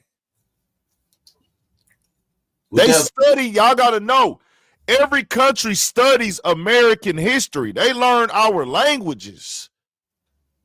They pay attention to everything we got going on. Black Americans are the face of black people worldwide. We have the moguls that they follow. We have the athletes that the world follow. We have the entertainers, the rappers, the actors. We're the trendsetters. Ron Clifton, I know that y'all want to do the word semantic shit. You keep talking about how it's different words. It's the same word.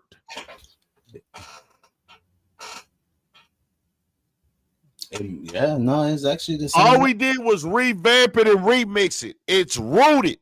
You can't deny the history of a word. Yes, we took it and we said we're going to use it this way. But that's not what the word really means. The word means what it means. Ron Clifton, are you black? Hold on. I can't tell. Hey, look light skin. Yeah, look light skin. I can't tell. Ron, are you light skinned or you white? Yeah. Ron Clifton, are you white or are you light skinned? Because if you white, your opinion don't even matter. See, y'all got to know that I don't give a fuck how nobody feel. Because I live in the truth. I live in the truth. Okay, Ron Clifton is obviously not keeping it real. We'll get you off of here. Dawsey just realizing it's live. That's crazy. Let's tell y'all this. That's how you know they different, Ryan Clifton. That's how you know they different. I don't let nobody tell me the truth about this or that, fam. I've lived enough life, and I don't care what people think. See, people don't want to offend people, and I know how to speak. So if you comfortable in your truth, in reality, you won't be offended. I grew up with Mexicans my entire life. I don't know what age I was when Mexicans started. I seen Mexicans using nigga. I was young as shit. I went to school with Mexicans that use nigga. I went to school with Mexicans, certain Mexicans who didn't use nigga. I've had a gang of Mexican partners use nigga.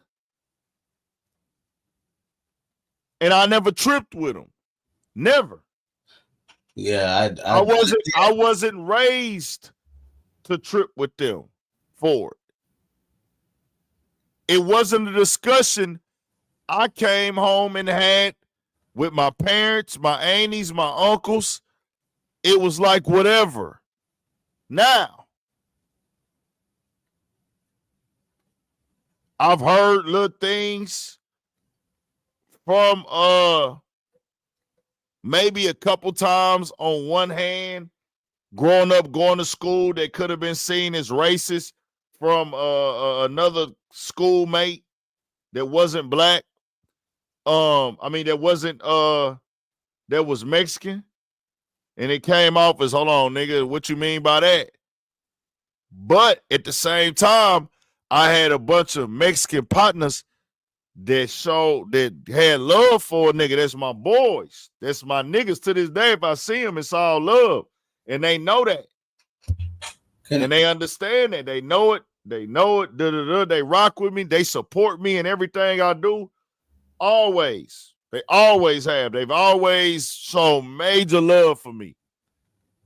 All that shit. So, as I got older, though, and became an adult, and of course, too, everybody got different experiences all over the globe. Not all over the country. What I had going on in Houston is a city that got hundreds of high schools, hundreds of middle schools.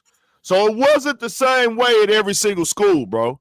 We had schools in Houston, high schools and middle schools, they used to have black versus Mexican fights.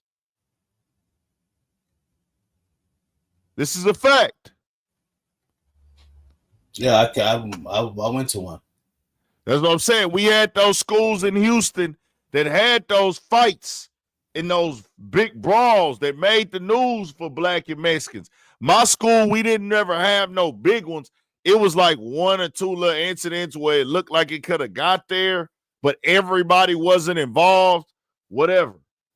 I say that to say, when I got older, I've experienced direct racism from Mexicans. And the definition of racism is treating somebody less than or not liking or showing disdain, subjectifying, alienating, thinking that you're better than somebody, thinking that somebody is negative, thinking that somebody is dark as a person because of their race or their ethnicity. That's what the basic understanding of racism is, bro. And it goes into other details when it comes to the economy, controlling a part of the economy, using a structure which Black people have never done. So when you get into those technical terms, we for sure don't do it. Can we be prejudiced? Yes. But we ain't never gatekept our dollars. Our parents don't tell us, hey, don't hang with Mexicans. My mama ain't never told me no shit like that. My partner's mamas ain't never told me no shit like that. Nigga, I got 10. My daddy got 10 brothers and sisters. My grandma got 10 brothers and sisters. I got big ass families on both sides. Fam. I got partners with big families. It ain't never no discussion why families be like, hey man, don't be hanging with the Mexicans or stay away from Mexicans. Yeah, I never heard that too. Will Black people crack jokes? Yes, but the thing is, Black people crack jokes on everybody. But Black people are going to joke harder on themselves and their own people harder than they joke on anybody. That's just what we do. That's not done from a place of hate. Yeah, I never got that also. Y'all, and when you know this, because, and I can speak for the South in this, we couldn't ever, most of us, a lot of us in the South came up Baptist or something like that. But in the 90s and I'm speaking for my generation, in the 90s and 2000s, our parents raised us to respect the white Jesus. You can't tell us white people is bad, but they tell us to praise Jesus. You know what they used to tell us? How to watch out for racist white people. But you gonna go to school and you gonna respect that white teacher, or you gonna get your ass beat. You gonna go to church too, nigga. Just saying. That's facts too, you know what I mean? Me being a drummer, I was a drummer in church. So, you know what I mean? You go bring your ass to church every Wednesday, every Sunday. You know what I mean? You know what I mean? What we talking about? You know what I mean? But the word, you know what I mean? But the word is, you know, over here is different, you know, on the West Coast is different. You know what I mean? Like, we'll get into it at any day type, you know what I mean? But I wasn't raised like you said, I wasn't raised. But then again, I grew up with Southern folks. The house I grew out of was like the house you grew out of, Southern folks. You know what I mean? My great grandparents. So my friends, though, I got friends from the hood, and like, nah, they was raised that way. Like, you know what I mean? There's certain places in Long Beach where the Longos in the 20s would never get along. You know what I mean? They kind of come out of birth that way. So, you know what I mean? You definitely touched it when you said that. You know what I mean? It depends. It's a regional thing too. You know what I mean? I think that's a very important part. You know what I mean? The regional part of it. You know, but I honestly, I don't slide that shit. Nah, you can't. If you're not a part of this culture, you know what I mean? I'm different, you know what I mean? And touring and shit, nah, I'd be like, nah, you can't. A white dude, Mexicans dudes, you know what I mean? Niggas have told me, like, yo, can I say the word around you, I'd be like, fuck no. I don't know you. We ain't doing all that. So I'll just say this, fam. Go ahead. Whatever. With me, it's like, hey, I don't trip. And this is why I'll be very clear with y'all. I don't trip when I hear Mexicans say it. Mm-hmm. Now, sometimes it has happened when they're like overdoing it and it don't sound right coming off their tongue, and it be like, that's the only thing you don't sound cultured in it, so it might feel away. But yeah, my Mexican partner say it, I don't trip off of it, bro. And I would be fake to come on here and act like I'm the nigga tripping. That's why I said what I said in my video. When I know a Mexican dude and I know he say nigga, it don't even be like a thing to me. I'll be like, whatever, I'm not fucked up about it. But that doesn't give you the right to come on and tell other blacks how to feel and what are you gonna do about it. That's very negative. That's disrespectful. And just keeping it a band, by doing stuff like that, you opening yourself up for a lot of negative energy. Right. Just keeping it 1,000. You opening yourself up for a lot of negative energy. And just know this. I'm never finna come on here and tell nobody black, hey, fam, you got to just accept everybody saying nigga is just a word. It's not just a word. I got fucking a granny that's 94, y'all. Right. On my what you call it side, on my daddy's side, I'm only 3 generations away from slavery. Only 3 generations. Facts. Same here. On my daddy's side, I'm only 3. Listen, y'all. Facts, though. My pops is 60, going on 61. My granny's 95. That's 2 generations. Slavery only 160 years old. Slavery in America is only 160 years old. People want y'all to think this is so long ago. That is not that long ago. Slavery lasts for hundreds of years in America.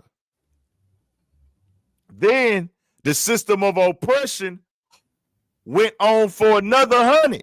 Right. The system of Jim Crow, the system of treating less than. You just couldn't have people working for you for free no more.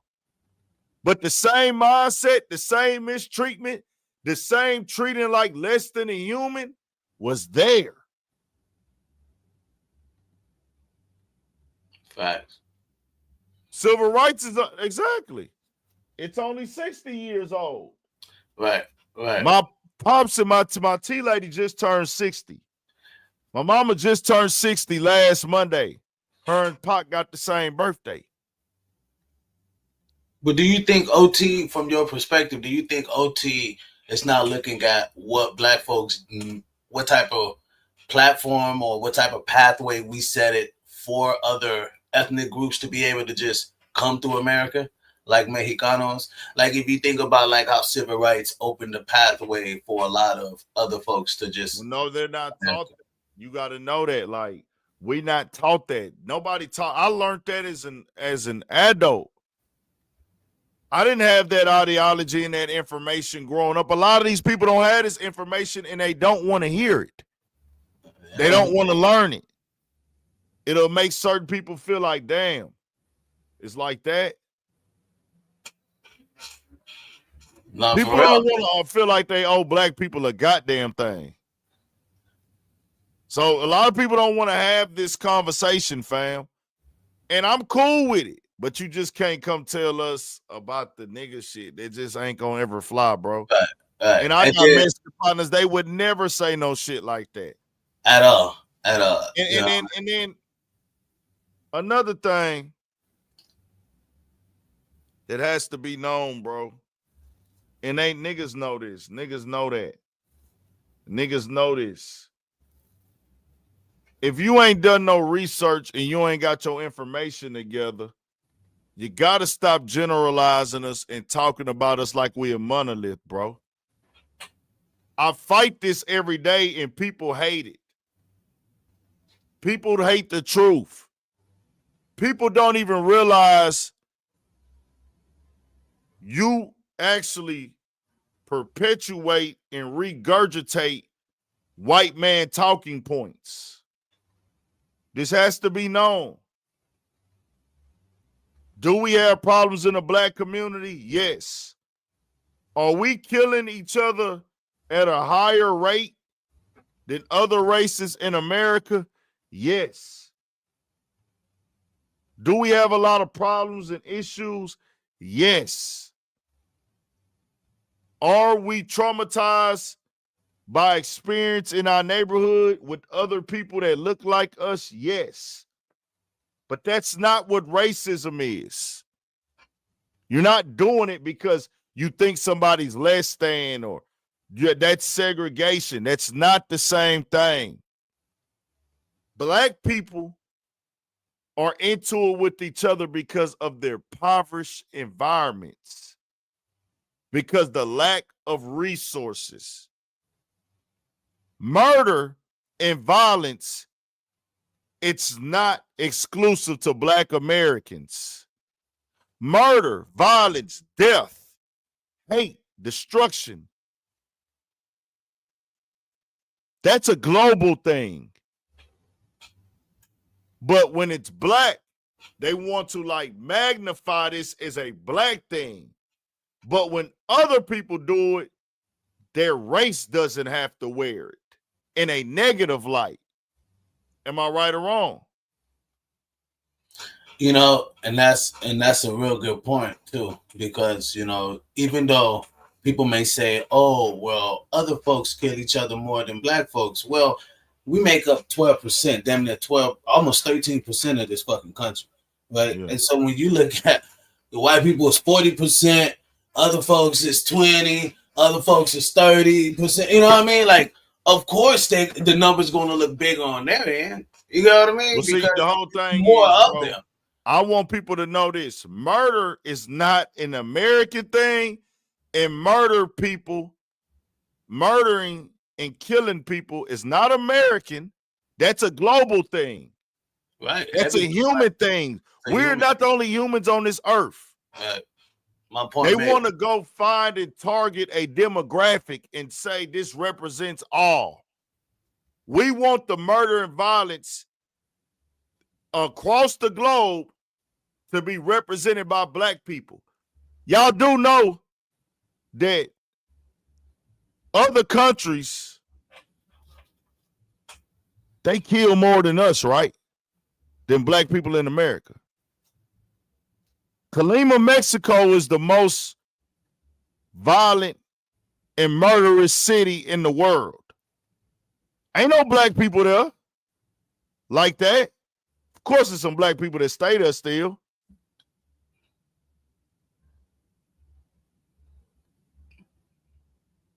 And that's we got one American city that's on the top violent cities in the world. That's New Orleans. They've cleared that. The rest of them are non-American cities.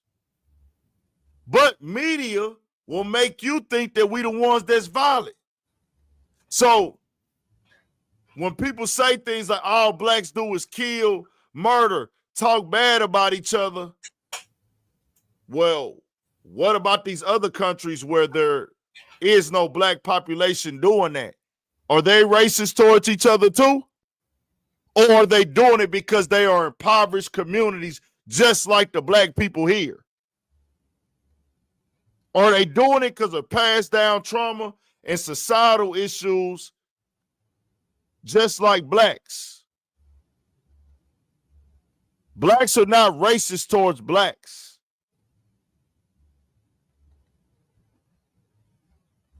There are countries and cities, there are cities in this world that have way more murders than Chicago. But they're not getting reported like that. They're not getting covered in the media. You know, yeah. When you go to prison, There's a lot of white dudes locked up for murder. Majority of them are locked up for killing white men. Mexicans that are serving life in prison for murder. They're not serving life for killing blacks. They're not serving life for killing whites. Mexicans, they get life for murder. They killed other Mexicans. You kill who you live by. It's proximity, right? It's proximity. That is right, though. You kill your peers. You know, I heard Kevin Gates say that, and I did a video on it. But once people, most black people, see, I sit down and I talk to certain people, and if they listen to me and they open their brain up, all I need is 15 minutes, and I have them thinking different. Like, I done did it 100 times. Then I can pull them up and show them the facts. Then they get to thinking, oh, dang. But a lot of niggas, they already programmed, and they let the white man tell them what to think. They let the white media tell them what to think. They let the white media and their personal experiences tell them how to feel about the black community when, fam, your black community and your black experience is so small and minute to the entire black American community. Right. And then y'all don't even think to realize it. Whatever city you from, majority of the black people in that city or in your region or your state have jobs. It's a documented fact. 65 to 67, maybe high 60, low 70% of black men in America are in the workforce. But you know they're not going to highlight that. These are documented facts, y'all. 65, 67, 68 maybe percent of black men get up and go to work every day. Actually, yep, they live middle class life. It's actually that's actual true data. But they want y'all to focus on the gang members. They want you to focus on the shit that's negative. And we need to know this. Yes, we have gang members in our communities. Black people are not the only communities with gang members. I wouldn't be surprised, y'all, if there's more Mexican gang members in this country than black gang members. Yeah, you can go to Iowa, see that. You can go to Idaho, see that. You can go to Cincinnati. I mean, I'm telling you, I've been there. Been to all of them. And yes, it's facts. You know what I mean? You definitely see, to see it. That's why I say, Ant, like, you know what I mean? It's good for, like, people in your caliber who can understand, like, a very global sense of the U.S. and also, like, very, people who've traveled across the country a lot. Like, you know what I mean? Traveling across the country, I've seen and met so many people, even in the entertainment life. And, bro, it's truly facts. Like, I always say majority of people are not as smart as the less and fewer people. But I think it's a lot of times we don't see how rich we are when we actually travel around these places, man. You find I've seen a lot of black folks living a very, very great middle-class life. I'm talking about great. Well, they don't count the positive for us. They don't come out. They're not going to come to Houston and say how many black people are either owning homes in Houston, a lot, or how many black people have places to stay. They don't come out and show you how many they just going to focus on the ignorance. That's facts. They're not going to come talk to you about how many black people own and run businesses and run barbershops and nail techs and beauty shops and lawn service. They're not going to highlight that. That doesn't sell. It doesn't make enough money for them. But we've been having homes in this country forever.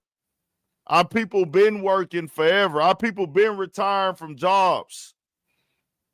This is nothing new.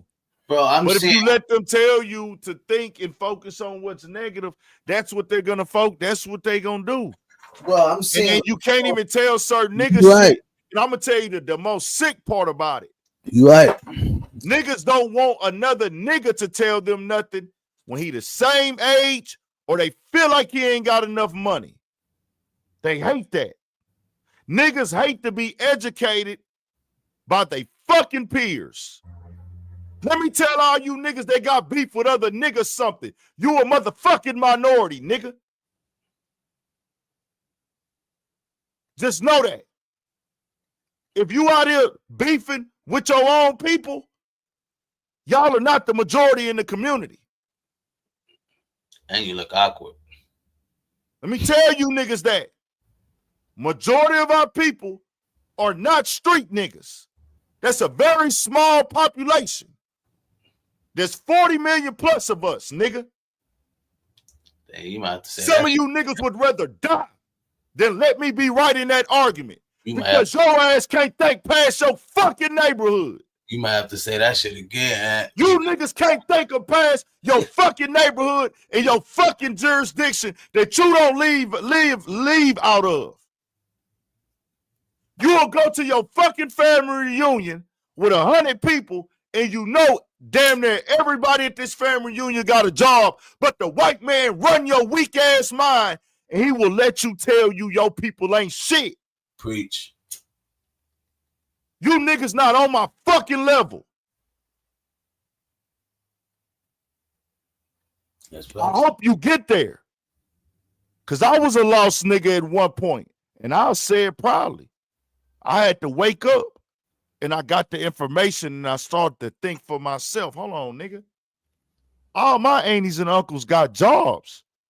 Who the fuck are these people that call black people lazy? Why the fuck do the small percentage of niggas who don't want to work or the niggas at the corner store who don't do shit or the lazy niggas that don't, the lazy people in your family, why do they got to be the representation of all blacks? How come our people that are successful, that have jobs? And then it's also this with us. It ain't no in between. See, in every other race, if you get you a car, you can provide for yourself, you get you a home or a place to stay. You cool. You seen it's doing good. Yeah, niggas is good. Like, all right, he good. Keep it up. Keep doing your thing. You gonna figure it out. But with niggas, if you ain't balling, they damn near want to say you're a failure. Yep. We let them tell us that shit, man. If you ain't a millionaire or you don't make 100K plus a year or 120K or whatever these bitch ass niggas come up with, you a failure, nigga. Let me tell y'all niggas something. Yeah. Probably more than half of America ain't got $10,000 to their name. Preach. Or 1,000. And that's factual. They say like that's facts too. 30% of America don't have $1,500 put up for a rainy day. Not black America. Know this. We make up 15% of the population? How much of the population we make up?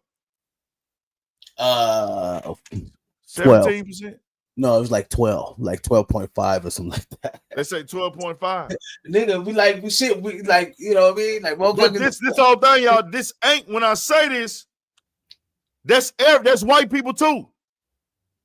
It was a nigga that wanted to argue me down because he said, we got the most people on welfare and government assistance. I said, no, we don't.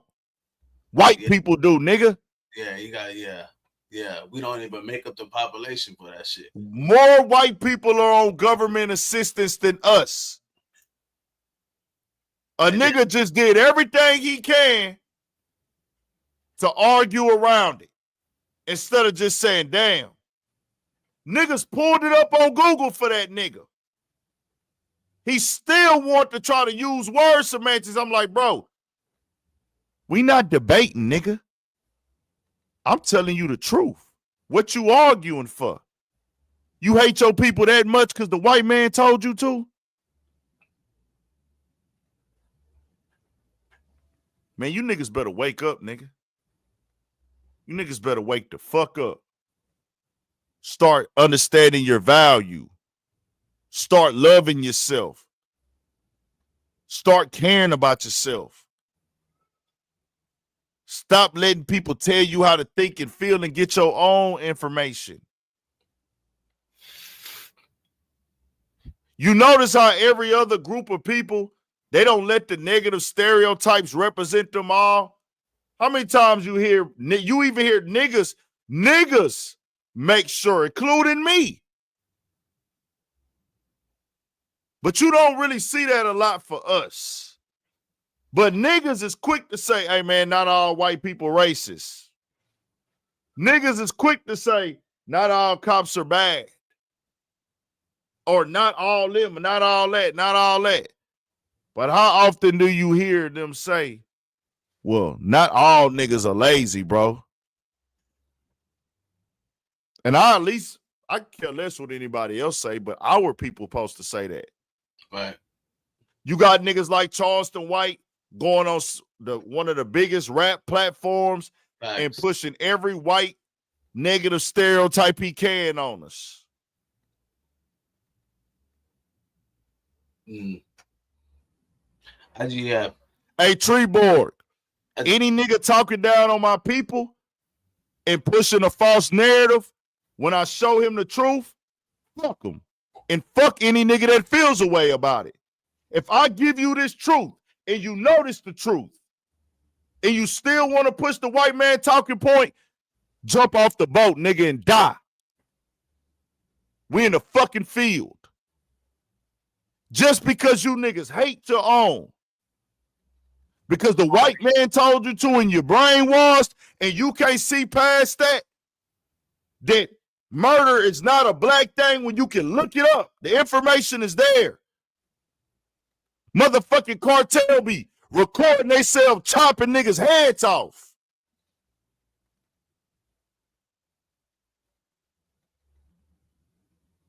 Yeah. And facts though.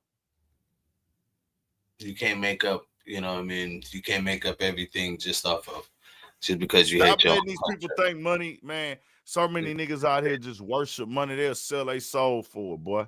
That's the problem. Or they throw their family in the dirt for it. Come on, man. Y'all niggas will do the worst for a fucking check, man. Not even knowing. I'm not saving. I'm going to give niggas this information. I'm going to give niggas these facts.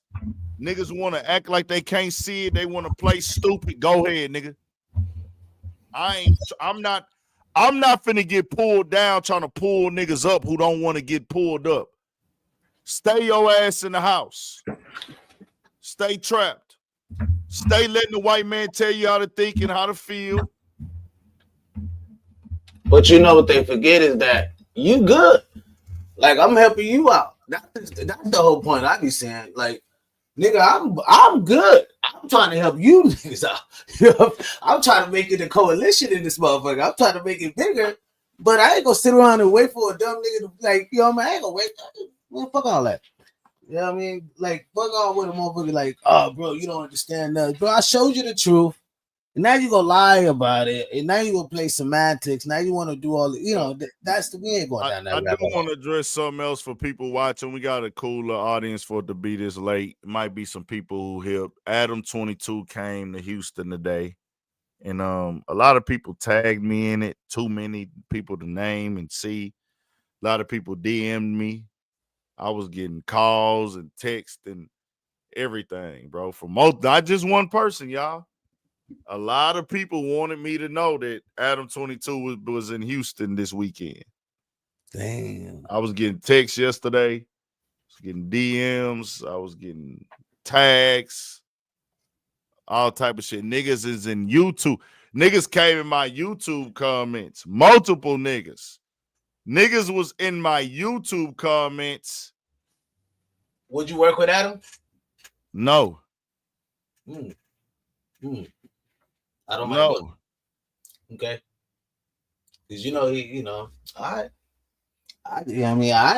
don't get. I wouldn't. I mean, just me personally, because I'm out here. So Well, the thing is with me working with Adam, it's not gonna be a conversation.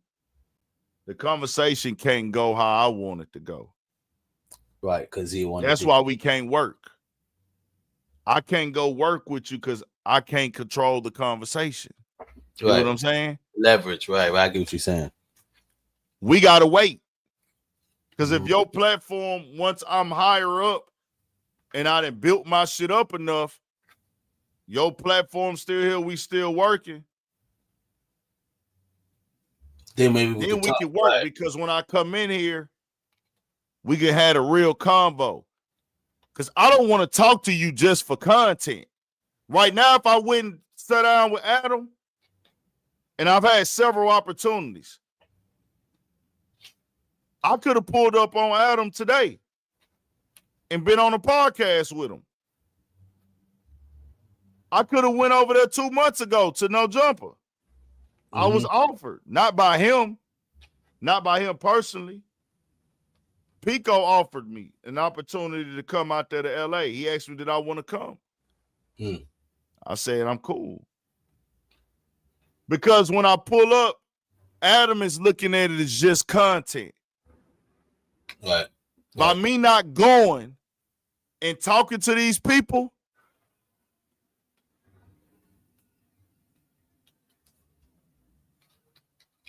right now it would look like I'm just trying to be seen and heard. Like some desperate shit, right? I get what I'm you're not. saying. Right. Let me show you niggas how I just stay down, nigga. I don't just do this shit for content. Right. And niggas hate that they can't put that on me. It's several niggas. They want me to be an internet character so bad. It's been documented, nigga. But how you gonna didn't turn down a gang of opportunities, nigga. Charleston White could have been on here 5 years ago. Facts. But I stand for something. Other goofy niggas could have been on here. I've been offered opportunities to work with some of these niggas. I said no. It's not organic. My people ain't requesting you. My supporters ain't requesting you. That's facts, though. I'm going to you just because I know you gonna get views. I don't even want to have a conversation with you. Right. No, that ain't gonna work. If you're doing it genuinely, right? If you want niggas hate when a nigga do it genuinely, though. Right. Because they don't want you to be genuine. Right. Well, you can't just roll with the plan, bro. Like, nah, bro. I'm can't. Cool, nigga. Nah, because the way you start is the way you gotta finish. You get what I mean? Bro, if I can stay down 7 years and have the success that I'm having, I'm good. Bro, I'm saying, bro, every video I see on you is get like I see it the next day later or something like that, and you got 100 on it, like 100K. I'm like, some of them do, some of them don't. But we know we gonna keep dropping regardless. But right, and I'm just saying, like, how you gonna stop that type of motion? Like, you have a tribe behind you. You get what I mean? And that tribe is only going to continue to get bigger and bigger. Like we ain't pulling no gimmicks. We got to work YouTube. We got to work the YouTube format. I'm doing that for sure. Right. But we ain't got to do no weird shit. We ain't got to get on here and lie. We ain't got to get on here and play no characters. Right. Nigga, I got my community, nigga. It's facts. And I think that's the biggest part. Because you see a lot of these cats don't. They can't even run a live and have their community tune in like this. Well, I'm not even talking about this live. Salute to everybody on this live right now. I appreciate y'all. Hit that like button and turn us up. Right. My nigga, when I go outside, bro, I got the culture. The culture fucks with me in real life. And it's not no, hey, And I watch your content. And I watch your content. And I'm tuned in to you. It's Ant. I'm tuned into you, but I fuck what you be speaking. And keep speaking that real. And keep your foot on their neck. And keep putting that real shit out there, man. That's what we need. I done heard that 1,000 times. Because they're the ones that's going to come back, eh? Like we always come back because we want to hear that shock factor. We need that. Like I think the video that I saw today on you on I watch a hell of videos, but you know what I mean. The video I saw on OT was like I was like that's when I really related because I have the same entity in my family. You know what I mean? I'm fourth generation, but I have the same, you know what I mean, hierarchy in my family where the grandparents are in their 100 or 90 years old, and I related a lot with that. And I think that having that, my nigga, and keep moving like that, you already got a tribe behind you, and the tribe is getting bigger. You know what I mean? The thing is, a lot of niggas don't know. Niggas got shit to say. The niggas got shit to say. Niggas got ways that they feel. Y'all niggas didn't see the first years when I used to drop the same amount of videos, even more, and get 10 views, 12 views. Them bitches are still on this channel, nigga. Let's check this shit out real quick. Let me show y'all, nigga. I got videos with 40 views, and I still got up and did this shit every day. Nigga, this shit didn't nobody just pop up and give me a YouTube channel, nigga, and say, here you go, let's get you someone. I had to work for this shit. The work. I had to work for this shit, man. We're going to go to the oldest videos. 7 years ago. That say 100 views. DJ Screw.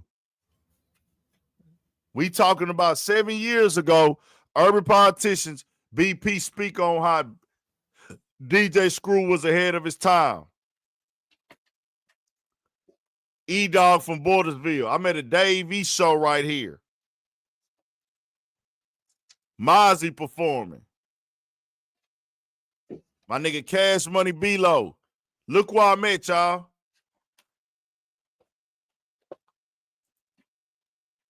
Look at this title. Big Ant says the Sauce Twins gave Houston a breath of fresh air and the city could have supported more. That's 7 years ago. They got 121 views. A lot of y'all ain't even never seen me with a haircut. Wow. Let niggas see the real. This is what I come from. This is my living room. Nigga, that mic is not even on. That was me putting on. I ain't know how to work that mic. I put that up for the look.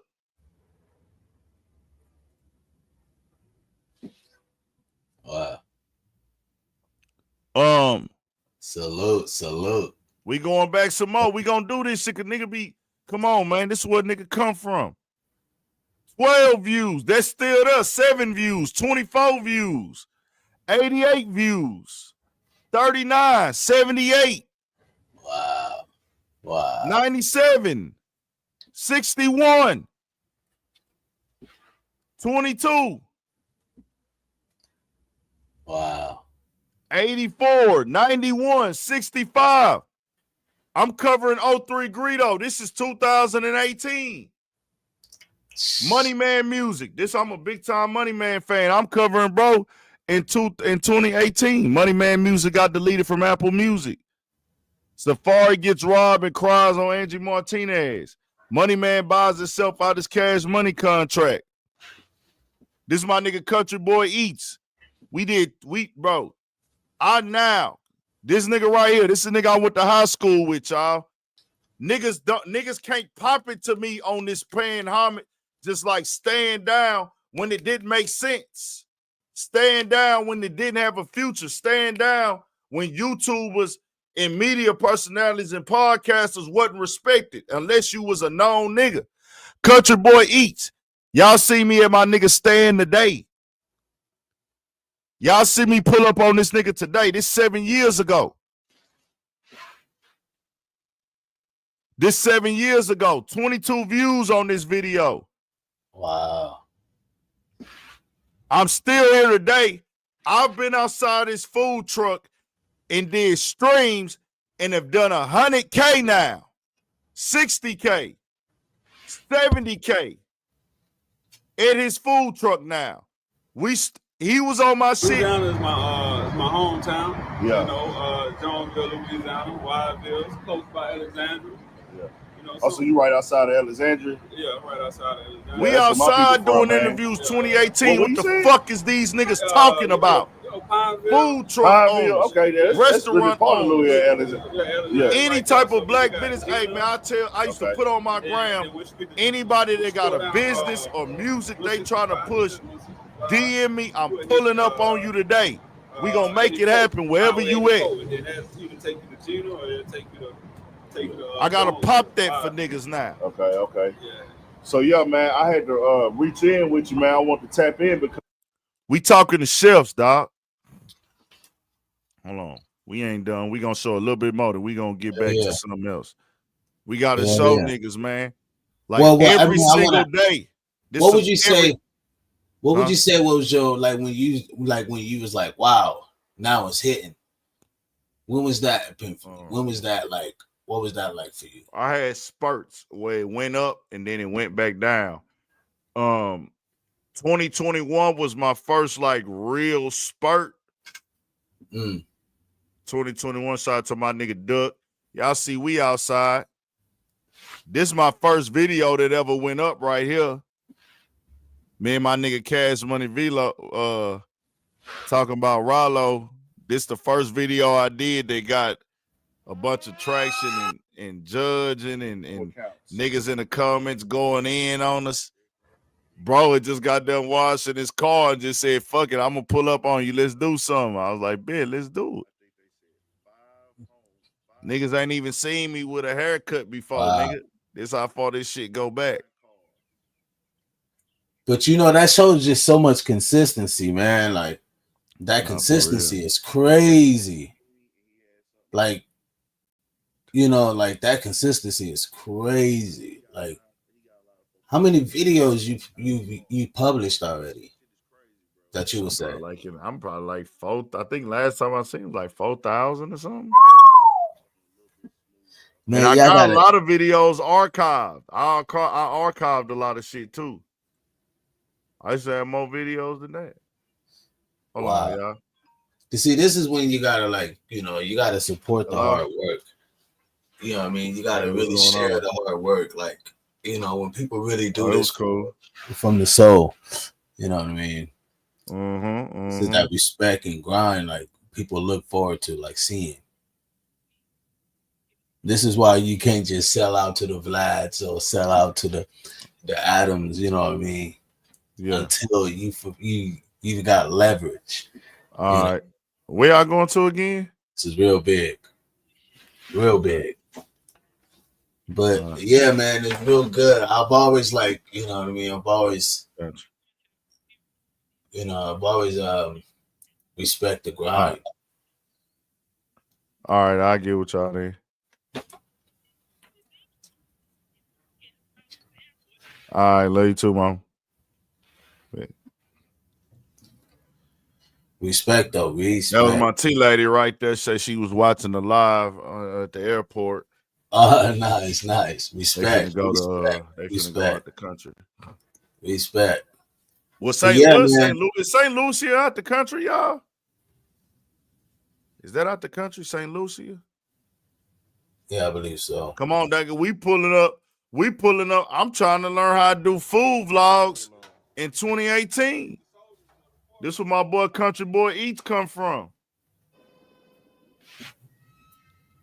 Look at this, nigga. We outside. This on 1960 on the north. We outside the daiquiri spot. Bro, been had the taco recipe.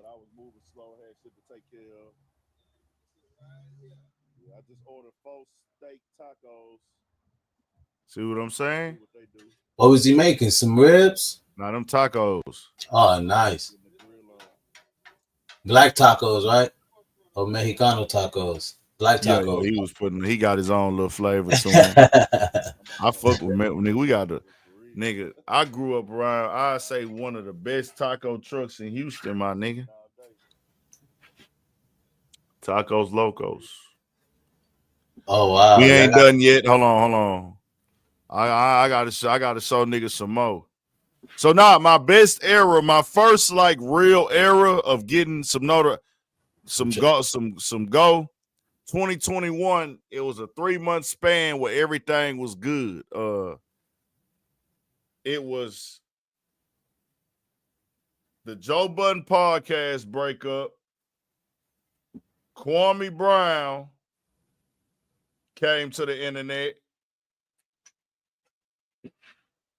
All that was happening in the 3-month round. The Joe Budden podcast breakup. Kwame Brown coming to the internet. Kevin Samuels having little spats with people. Them three things was all going on at one time. That was 2021. And I was covering it all every day. I was covering everything with the Joe Budden podcast breakup. Everybody wanted it. They was sending me shit and cover this. Hey, Joe just did this. And nigga, these videos getting 30 and 40,000. 20,000. Then some of them start going up to 70, 80, 90.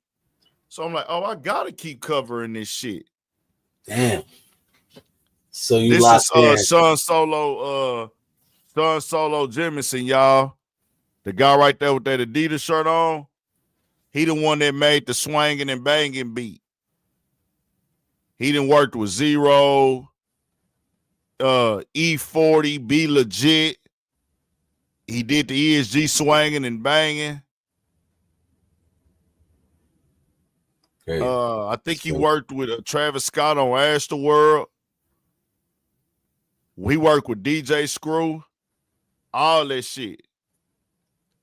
Shout out to Solo. This is my boy Seth, man. I got my boy Books right here, nigga. Listen here. I'm going to show y'all what this say 6 years ago, right? Mm-hmm. My boy got his own pet store. Once again, y'all, Black American man got his own pet shop. He groom, breed, all that shit. He from St. Louis.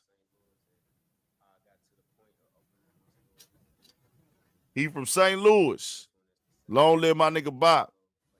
See them books he just showed? Let me show y'all niggas something, man.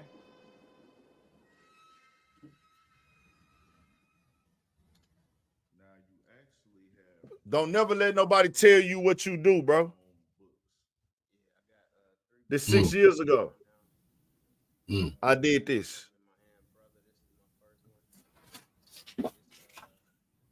This book, the same book he's showing, I still got that. These niggas talking about, man. This man published 3 books. I got them both. Stay low, pray broke.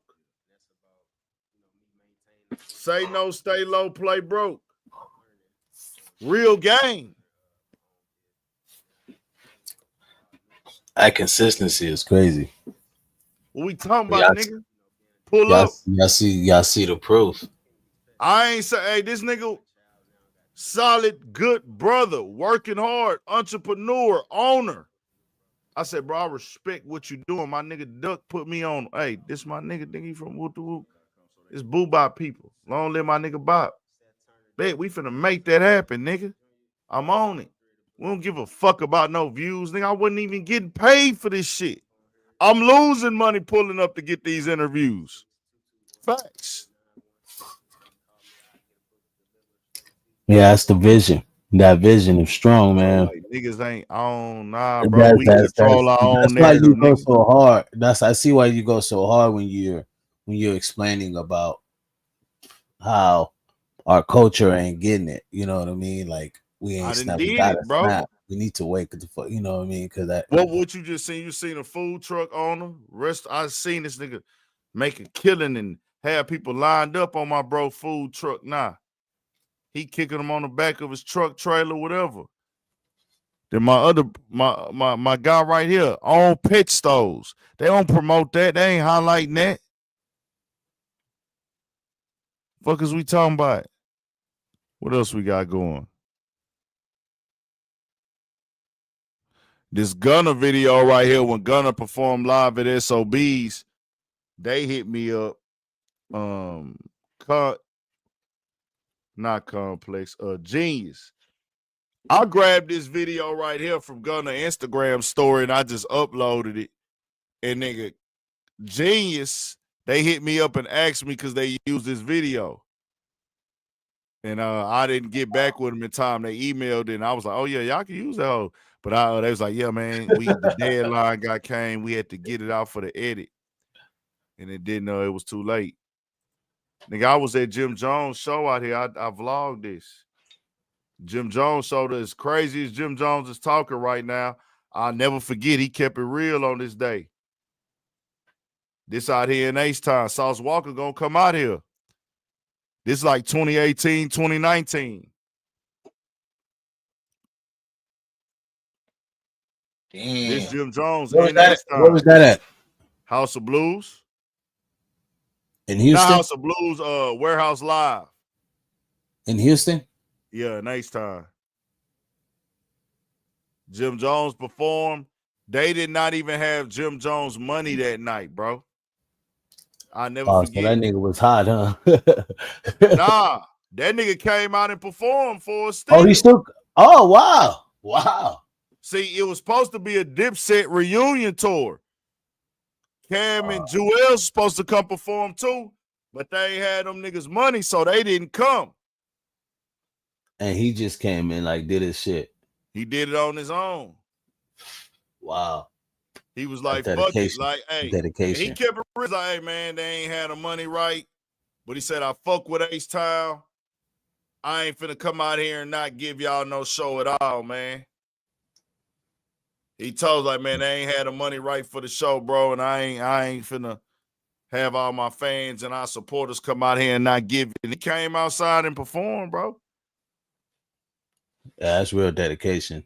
He didn't do a full set, but he did a lot of, bro. He gave us more than for a nigga who did it for free, bro. Shout to Jim He didn't get Jones. nothing on it? Like no. They didn't, you know, they paid them their front end, but they ain't had a back end. Okay. That's why Cameron and Jewels, they didn't come out. We didn't see them niggas at all. Them niggas didn't even come out. But Jim Jones like, nigga, I'm going to come out and give y'all something. Damn. And who else performed with him that night? They had like some local acts, I think, opening up. I don't know if Sauce performed. I don't think Sauce performed, actually. Or maybe he came and performed like two songs. Jim brought him on stage. Sauce, yeah, they go Sauce right there. Right, yeah. Oh yeah, so look, he this did is Peso with no hair, with a haircut. So he did do something that night.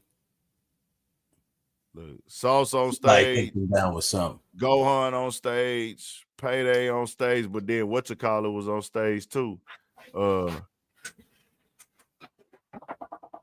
So do it go up? Like do y'all be having y'all shows out there like this? Is that Smack Water? Do it go up after the show? Like sometime y'all be having activity after the show, like when niggas be getting into it and shit. Of course, nigga, it's a big ass city. Cause the same shit, like you know what I mean. It's like, everywhere. That's any city. Shit. Maybe damn near having the SWAT team at our hood. All type of shit going on. I done been in shows with shit that broke out in the show.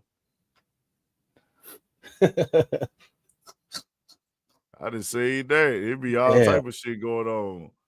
Damn. Enemies end up in the same spot or shit'll just pop off in the building. Nah, that's gonna be everywhere. You know how they go.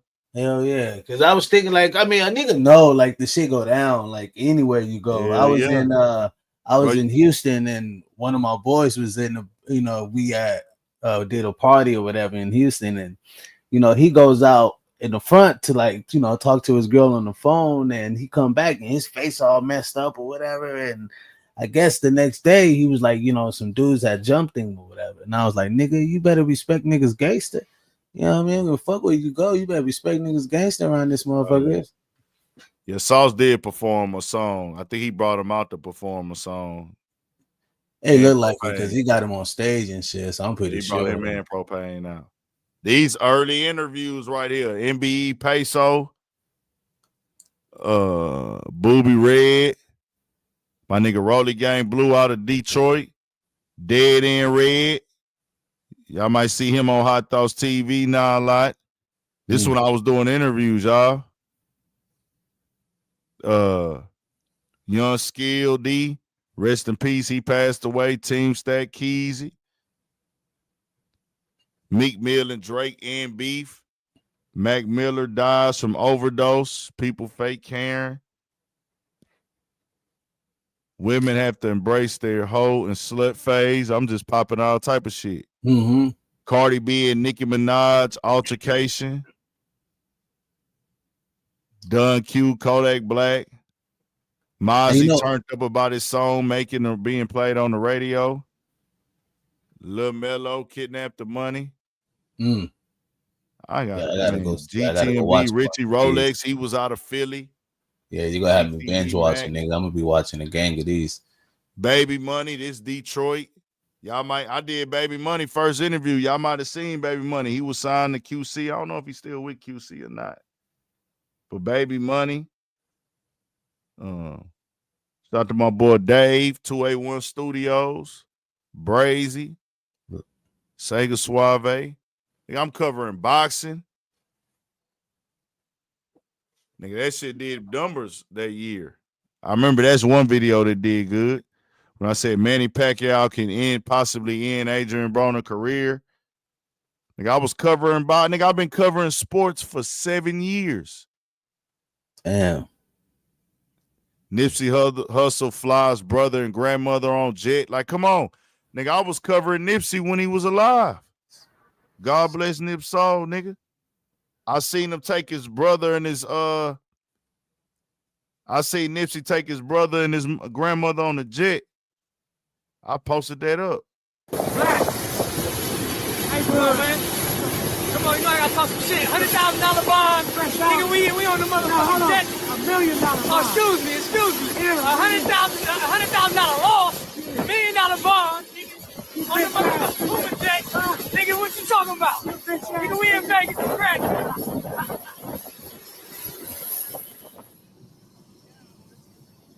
They took their granny out there, all that, nigga. Hey, that nigga Nipsey tall than the bitch, bro. Hey, yeah, that God nigga bless Nip soul, bro. I really just realized this is the first time I think I seen how tall this nigga was. That nigga Nipsey had to be on some 6'5" type shit. And he could play ball. You know what I mean? Nipsey he ain't that 6'5", good, bro. When I look at that, he could play ball though. And he got Nipsey the height had for to it be too. like 6'5". But yeah, man, that is like your consistency is cool. I'm like, damn, your consistency is crazy. Nah, you know what I mean? real, That bro. vision I'm is dedicated to this shit. Nigga be talking like a nigga just all this shit, nigga. I got thousands of videos that didn't get no views, nigga. I'm waking up every single day doing this shit, nigga. I've been doing this shit every single fucking day for 7 years. Nigga, that's when Nipsey slapped nigga at the awards. I got that on there. Yeah, out here, yeah. I remember that day vividly. Yeah. What else we got? I'm gonna find some shit on here, y'all. I ain't done yet.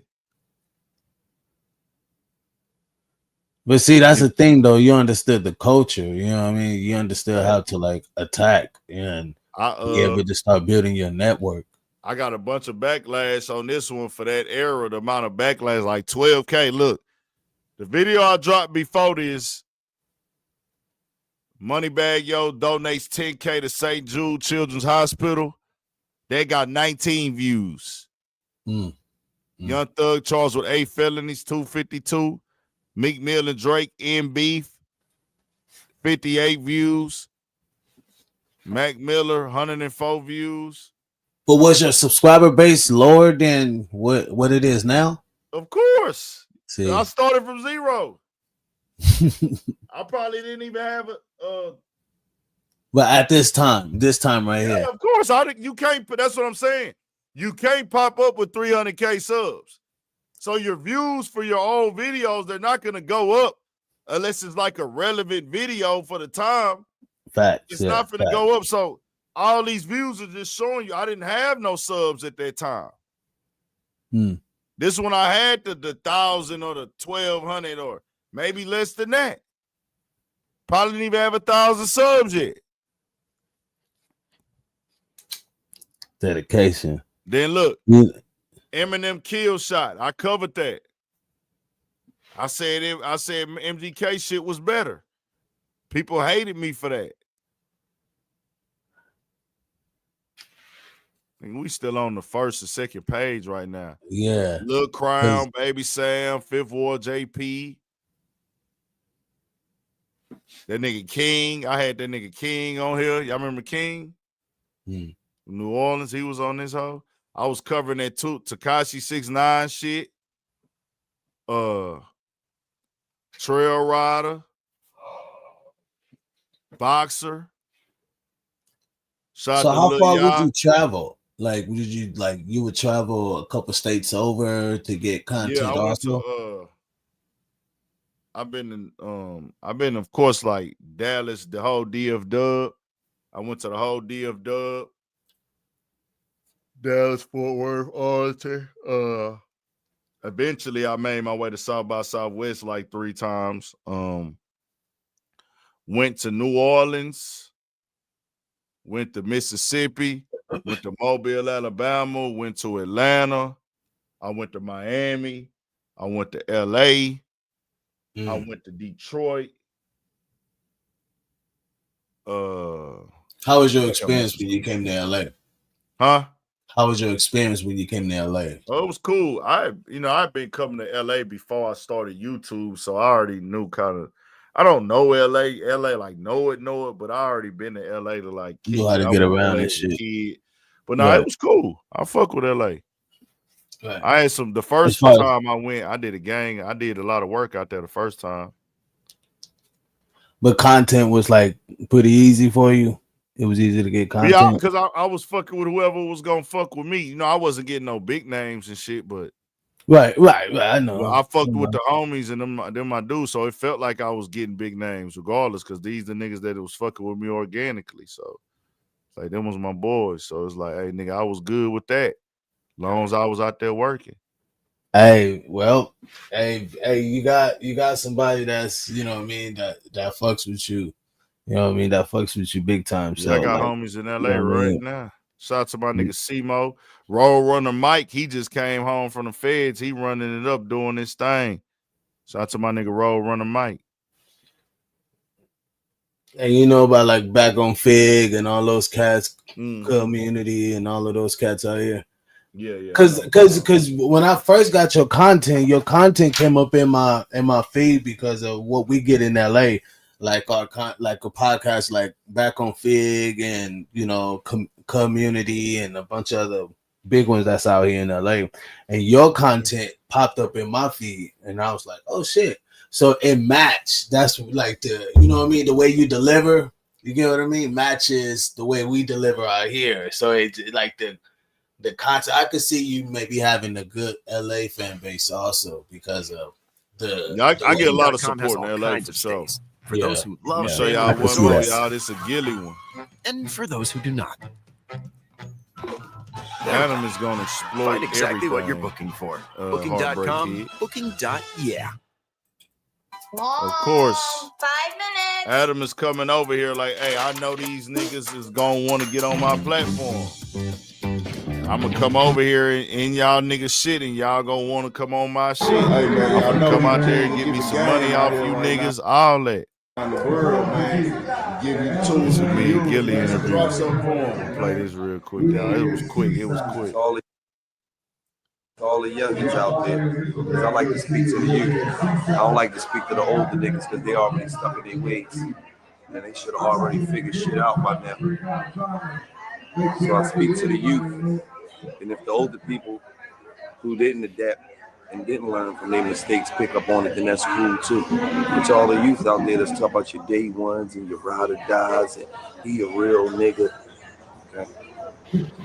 That understand what real really mean, and that's recognizing everybody ain't loyal. Understand that.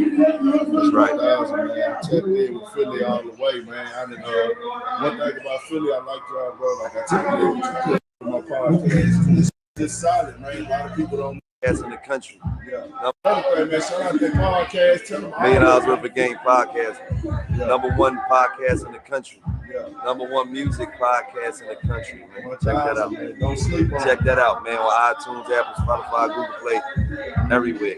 Like Broken Glass. Hey, another thing. What is the craziest game you can say off the top that a young and asked you about it, you had to give them from one off the top? The craziest question about the game that you had to give. Yeah, I get crazy questions all day. Yeah. You know what I mean? My job is to make people see things from a different standpoint. Yeah. You feel me? See, my brain don't think like 99% of niggas' brains. Yes. You want me to give you an example? Yeah. Okay. You go to the bathroom. You walk in the bathroom. You unzip your pants. You whip your dick out. You take a piss. You wash your hands. You leave the bathroom. That's about right? Right on. Right. I walk in the bathroom. I wash my hands first because I refuse to touch a clean dick with some dirty hands. I know where my dick's been, in my drawers, chilling all day. My hands been counting money, smoking weed, and probably occasionally slapping my woman on her ass from time to time. See how I look at life in a different way? Right. 1,000, man. Shout out to Killer the Kid, man. Hey, all love, my nigga. All the way. That's a big one. That's a big one. Yeah, I like that. But yeah, you definitely got the vision. And to that comment earlier, yes, I believe Adam has drained as much as he could out, and now he's making his way down there, like you were saying. You know how he's down there now. Oh, you muted. I believe you muted.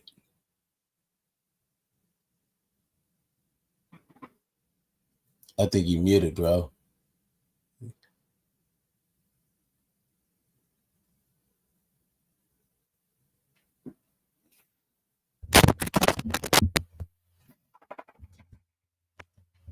I think you muted. You muted, bro. Yeah. Nah, what I was saying was Adam know the game. He know what he got to do. Like, he know to keep himself fresh, keep himself relevant, keep himself. You want to touch the bases, you got to do the grassroots too. He understand that, like, hey, let me go to these different cities and pull up and touch the pavement, touch the culture. I got the big platform. These artists and shit, they gonna want to be on here. You know what I'm saying? He had been doing that. He fell back from it, but somebody probably told him, hey, man, I think you should get back to doing this. And he's like, you know what? That's a good idea. You know what I'm saying?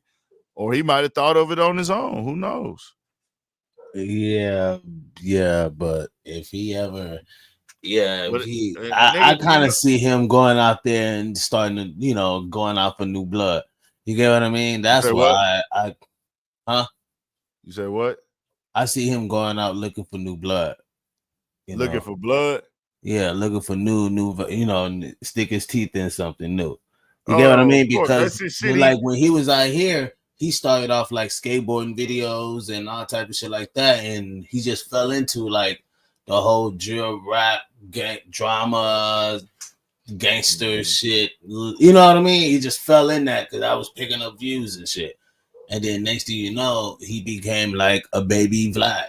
You know what I mean? Yeah, not facts. So it's like, I'm not knocking, like you gonna make your money, like, Soulja Boy, like, niggas may hate on this music or whatever, but he still made his money. He still became a pioneer in what he do. So I'm not gonna a lot of people got paid from him. You know what I mean? A lot of homes was paid off of Soulja Boy. A lot of bills were paid. So, yeah, I mean, I'm not gonna knock that part. It's just that when you look at the vultureism, that's the shit I be looking at. So now they the niggas that, you know, they understand the game. They study it from a business perspective. All this shit is business with Adam, man. He know what it is. He know the game. That's gonna come out here, make him a few racks off of some other shit, some maybe post or some shit, nigga. And nigga, the trip paid for, the money already in the bank. I'm just keeping it relevant now. I'm just seeing what's fresh. I'm keeping the platform fresh. That's what he doing. Shit, Yeah. but I already know these niggas' mindset, man. They look at niggas like walking. They look at niggas like cow. We looked at these niggas look at us like cattle, my nigga. These niggas look at us like cattle. Well, I think you're big enough to kind of have your own like panel or network of people. Oh no, for sure. That way you can have a spot with them. That once you get in them lanes, that shit a real job, man. Like that shit right now. That's why a lot of shit that people ask me to do. So let y'all know why y'all ain't got that merch yet. Why y'all don't see me doing all them interviews yet? Because doing the interview is fun. Like that's cool. Talking to the person, getting that conversation going, and that's the easy part. That's the fun part. The hard part is setting up the interview, getting to the interview, waiting on the person to pull up to the interview, preparing for the interview. Then after you shoot it, the editing process. Are you sending it off to get edited, or are you gonna edit it on your own? The upload, all that shit is where the work comes in at. Now, if all your interviews is gonna be successful and dope, or if you had a team doing all that for you with your merch as well, it's probably be like, okay, well, nigga, I just gotta show up. But for me, if I do this merch, I gotta, you know, when I do the merch, I gotta really be on top of it. I gotta make sure the print is coming out right. I gotta go ship that shit. I gotta make sure it's straight. I gotta put my hands on the t-shirts and make sure, okay, these bitches good enough to go. Yeah, they nice. Yeah, exactly. I don't want to just throw no shit out there like, oh, I can make a quick dollar off this shit. Who cares? Nah. That's facts. Nah, that's it's facts. on the way though, bro. All right, one more question before I leave you. Yeah. One more question. I'm kind of with the Heartbreak Kid on this one. Ant, would you sleep with Lena the Plug? Fuck no. You know, I'm gonna be real with y'all, bro. Bitches be like, and it come from even you dealing with like women in your past or whatever. You realize, bro, when a woman show you what type of person she is, dog, you better take it. So Lena, a lot of people see, like, because I done seen Lena speak on interviews that they've been in the past. She not showing no dark side as far as like her persona. Like her personality, she's soft-spoken. She's gonna speak. Right. No, Like that's she's respectful, honorable. Right. But she's doing some very dark shit. She's dark. I don't want to fuck on no dark hoes like that. A money-hungry, rotten, dark bitch. Yeah. Who will get married but still go fuck another nigga while she married. Yeah. I don't want to touch you, hoe. Yeah, I don't want your energy. I don't want your fluids on me. Like you really married and it's not even you so bold and heartless. You're not even gonna sneak and step outside of your marriage. You're so confused. You're gonna tell yourself it's okay to cheat on my husband because it's a business. Nah, she a porn star. But that's them. Yeah, like, that's trying to make business. sense of it. That porn star shit don't override marriage. Marriage is sacred, my nigga. I think they got a divorce now, I believe. They ain't got no fucking divorce. They both weirdos. They married to each other for the money. And she not a pretty ass bitch. I done fucked batter for free. No money. I done ran game and fucked batter bitches than that. Just keeping it a bang. I done really ran game in my years and been able to fuck bitches better than Lena. But hey, man, I got to get up. I got another long day ahead of me tomorrow. Man, definitely. Videos coming. Hey, everybody go watch my video I just dropped on Jim Jones, man. That nigga went on Club Shay Shay tonight and bugged the fuck out. I just watched it. Yeah, y'all go watch that video. I just watched it earlier. Right when they say, I need everybody to hit that like. How many likes we got, man? We up at 5 a.m. Damn, I should have really went to bed earlier, but fuck it. Turn me up with the likes, man. So, yep. Yo, bro, I respect the hustle. I'm going to do everything I can to keep sharing. I did a podcast earlier, and we covered your video earlier on the OT, and we gave big shout-outs on the channel. And so appreciate it, man. Just telling everybody can go over there, follow, and, you know what I mean, just try to send more light. So everybody in the chat, of course, man, make sure, you know, this nigga get a lot of likes. Get everybody should get like, we can get everybody that's watching to like it. I think we'll be straight, you know what I mean? But definitely keep sharing it, keep going, bro. I'm gonna be, you know what I mean, tuning in like always. And yeah, you got my support. So anything you need on our end over here on the West, we got you, my guy.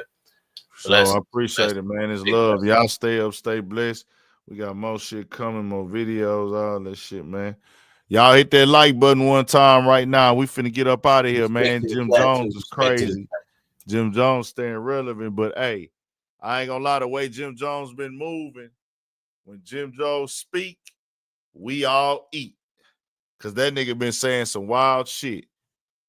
Let me play with him and Shannon Sharpe had to say today, man. Hold on. I know everybody probably dropping videos on this shit. Everybody finna have a video up on this shit. Cause that nigga Jim Jones is fucking hilarious. People that do YouTube commentary, it's like, you gotta cover this nigga, dog. Eventually he gonna have to stop because it's gonna water down. He gotta take a break from it now. Don't keep this shit going. Like, just chill, then you can pop out and do this shit later. You know what I'm saying? The more and more he keep it going, the more and more it's gonna water it down. He sound crazy already, but it's like people want to see, they're like the audacity of this nigga.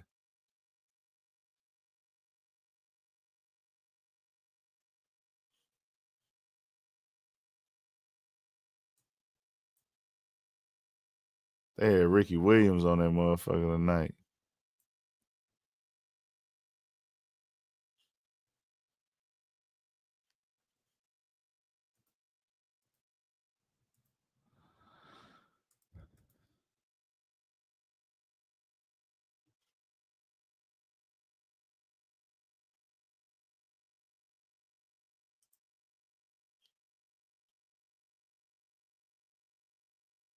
What keeps you motivated? What makes Jim jump out of bed, press down hard as he can, and press go?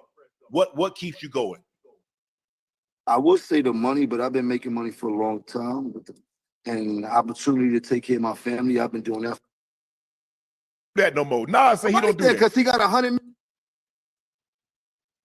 I'm being a fan. I'm telling you, the movie Belly was fire, but after that, he kind of lost me.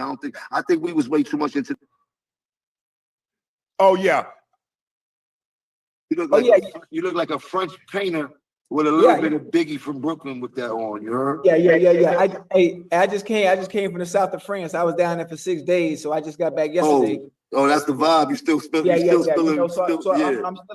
still on my suave. Suave. You know. Yeah, you still spilling that shit. I get it. I get it. Jim, what at this juncture of the game, what keeps you motivated? What makes Jim jump out of bed, press down hard as he can, and press go? What keeps you going? I would say the money, but I've been making money for a long time. and the opportunity to take care of my family. I've been doing that for a long time. At this point, I've been doing a lot. So my mission has been to give back more than I took, but I was able to take a lot and I'm still taking. So that's where I'm at in life right now. You know what I mean? The more I bless people, the more I get blessed. And it's just a testament of hard work and being resilient and being real with yourself. You know what I mean? Can I ask you a question, Jim? Mm-hmm. You smoke, right? Yeah. Were you smoking when you said you better than Nas? I might have been a little bit. Well, as far as let's get this right. I'm way more influential than Nas, and I don't care what nobody say. I know I made a little boo-boo when you talk about the sales and all this type of shit. I don't feel like. For people that don't know, nigga, Nas has his own production company / label. Nas is a heavy investor in a lot of things. Nas invested in Ring, the Ring cam. Nas invested in the bevel blades, if I'm not mistaken. Nas be investing like a motherfucker. Nas is lit. Nas got paper. Nas catalog is making money. Nas is a real live investor, man. He invested in that Ring shit. Nas be doing all type of investments, and you'll read them. Like, I remember when it'll read like, oh, Nas invested in this early on. Like, it be motherfuckers be invested in a lot of shit. Nigga, even like a lot of people don't know. Nigga, Nas, bro, that's how you get to 100 million. You get to $100 million investing. I'm gonna let y'all know something about money, bro. You get your money by making a good amount of money and then investing that money, and that's what makes your money shoot up. You make a certain amount of money, and then you get to a level where you good, you straight, and then you take a nice portion of that money, you make it work for you. That's how niggas really get rich. You make your money work for you. Get into that rhetoric about where I started and where he started. You said that bullshit. But listen, Nas was nice when I was in high school. When I was in 10th grade, Nas came out. Mm-hmm. Nas was dope. We appreciated him. He had a little bit of run. But Nas always came up second to Jay and DMX and all these other people. Like, ain't no shame in that. There a lot of mofos came up second to Tom Brady. He never had that type of influence on us, except for his first album. I already told you. I used to want to dress like Nas because he had a lot of fresh clothes that the hustlers used to wear and shit. And we used to see him on TV. He had one of the illest albums of all time. And then in high school when he had the barbecue and shit like that. So I'm a real fan of Nas, but he kind of lost me after the movie Belly and shit like that. Like, I don't. Man, go ahead on with that, Jim. I'm trying to tell you, I'm being honest. You ask me, I'm being a fan. I'm telling you, the movie Belly was fire, but after that, he kind of lost me. I think we was way too much into the game. Remember how this goes. You ever heard of a Kofi list? Yeah. Yo, go back into your history and find out what happened between us and him. You dig? And I'm not trying to repeat history, but don't play with us when it comes to that, bro. We already went. This nigga Jim be talking about everything but the fucking music, man. Hey, Jim. Yo, and people out here acting like I said I'm gonna bring the Kofi list back. I just told you I'm gonna change man. Stephen Law. Can you dig? Nah, look, I'm put it to you like this, Jim. Hey, bro, you been in this thing, but lyrically, I'm gonna keep it a stack with you. Yeah, but look how you dress. Look how you dress. You don't even be in the same places I be in. The things that we listen to. I can be in the church house. You can't ever Nas lyrics. I don't know who told you that. Now look, y'all know you on that good stuff, but you're not seeing Nas. You're not seeing Nas, bro. Let's be real. You got a bunch of 40 and 50-year-olds in their panties because I said I'm better than Nas. It don't matter. Look at you. Look at you. Nobody from Dipset gonna take you over Nas. Nobody from the Diplomats but you. I got hold on, Jimmy. Hold on. Hold on. Jimmy. You want to go back to I really mean it? I really mean it, started. We could go back to the history, bro. But you didn't even say that, bro. Don't do that, bro. That's hold on. I got a question. Stick up for itself and meet me in a booth or something if we want to do something historical. Nas say he don't do that no more. Nas say he don't do that because he got $100 million. He's a very wealthy man. You heard he's a very smart businessman. Hold on, Jimmy. Hold on. I got a question. Hold on. Go ahead. Hold on, Jim. Hold on. I got a question. This you do, Jimmy, and anything that you do, right? I've heard you preach it all the time, right? When you was playing football, your first thing you always say, ain't nobody here better than me. Tell him again. You done told me that story a million times. Wait, listen to me now. Listen to me now. Fuck you think I'm gonna be second to anybody in this world? Hold on, Jimmy. Jimmy, stay with me real quick. Stay with me now. Stay with me now. But I'm just saying that mentality, isn't that how you supposed to feel? Isn't that how you supposed to feel? You know, so let me ask you a question. When you was on the field, you thought you was better than T.O. and Moss? Hell yeah, what you mean? Man, I ain't gonna say it out loud. You done came on here and say, I ain't better than Moss, I'm not better than T.O., I'm not better than Rice. You said that. I'm not playing the game no more. But you weren't when you was playing. Hey, Jim, while you talking, you need to get with the law. I'm still playing. Jalen them done cooked y'all at the verses. I'm still playing. I'm still playing at a high level. Hey, you check my record. You jumping up and I'm still playing at a high level. I'm rapping it. What the hell is wrong with Jim? That nigga Jim is crazy, y'all. But I'm finna go to sleep, though. Hit that like and turn us up. That nigga Jim is fucking crazy. Y'all stay up, though, man.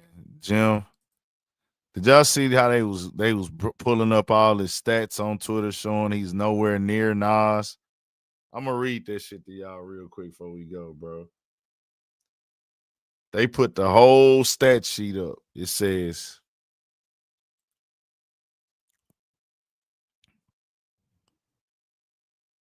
age, he got Nas by 3 years, 51 to 48. Some monthly Spotify listeners. Nas has 9.2 million monthly listeners. Jim has 860K. Net worth, 80 million, 10 million. Singles released, 79 plus, 47. Billboard hot entries, 15 plus, 2. Platinum albums, 8, 0. Yeah, Jim, just chill, bro. Just relax. Just relax, man. Y'all stay up and stay blessed, man. I guess I'll do this video tomorrow. Slim Thug. We got 2 videos to drop tomorrow. We got the Slim Thug calling out Adam and Vlad.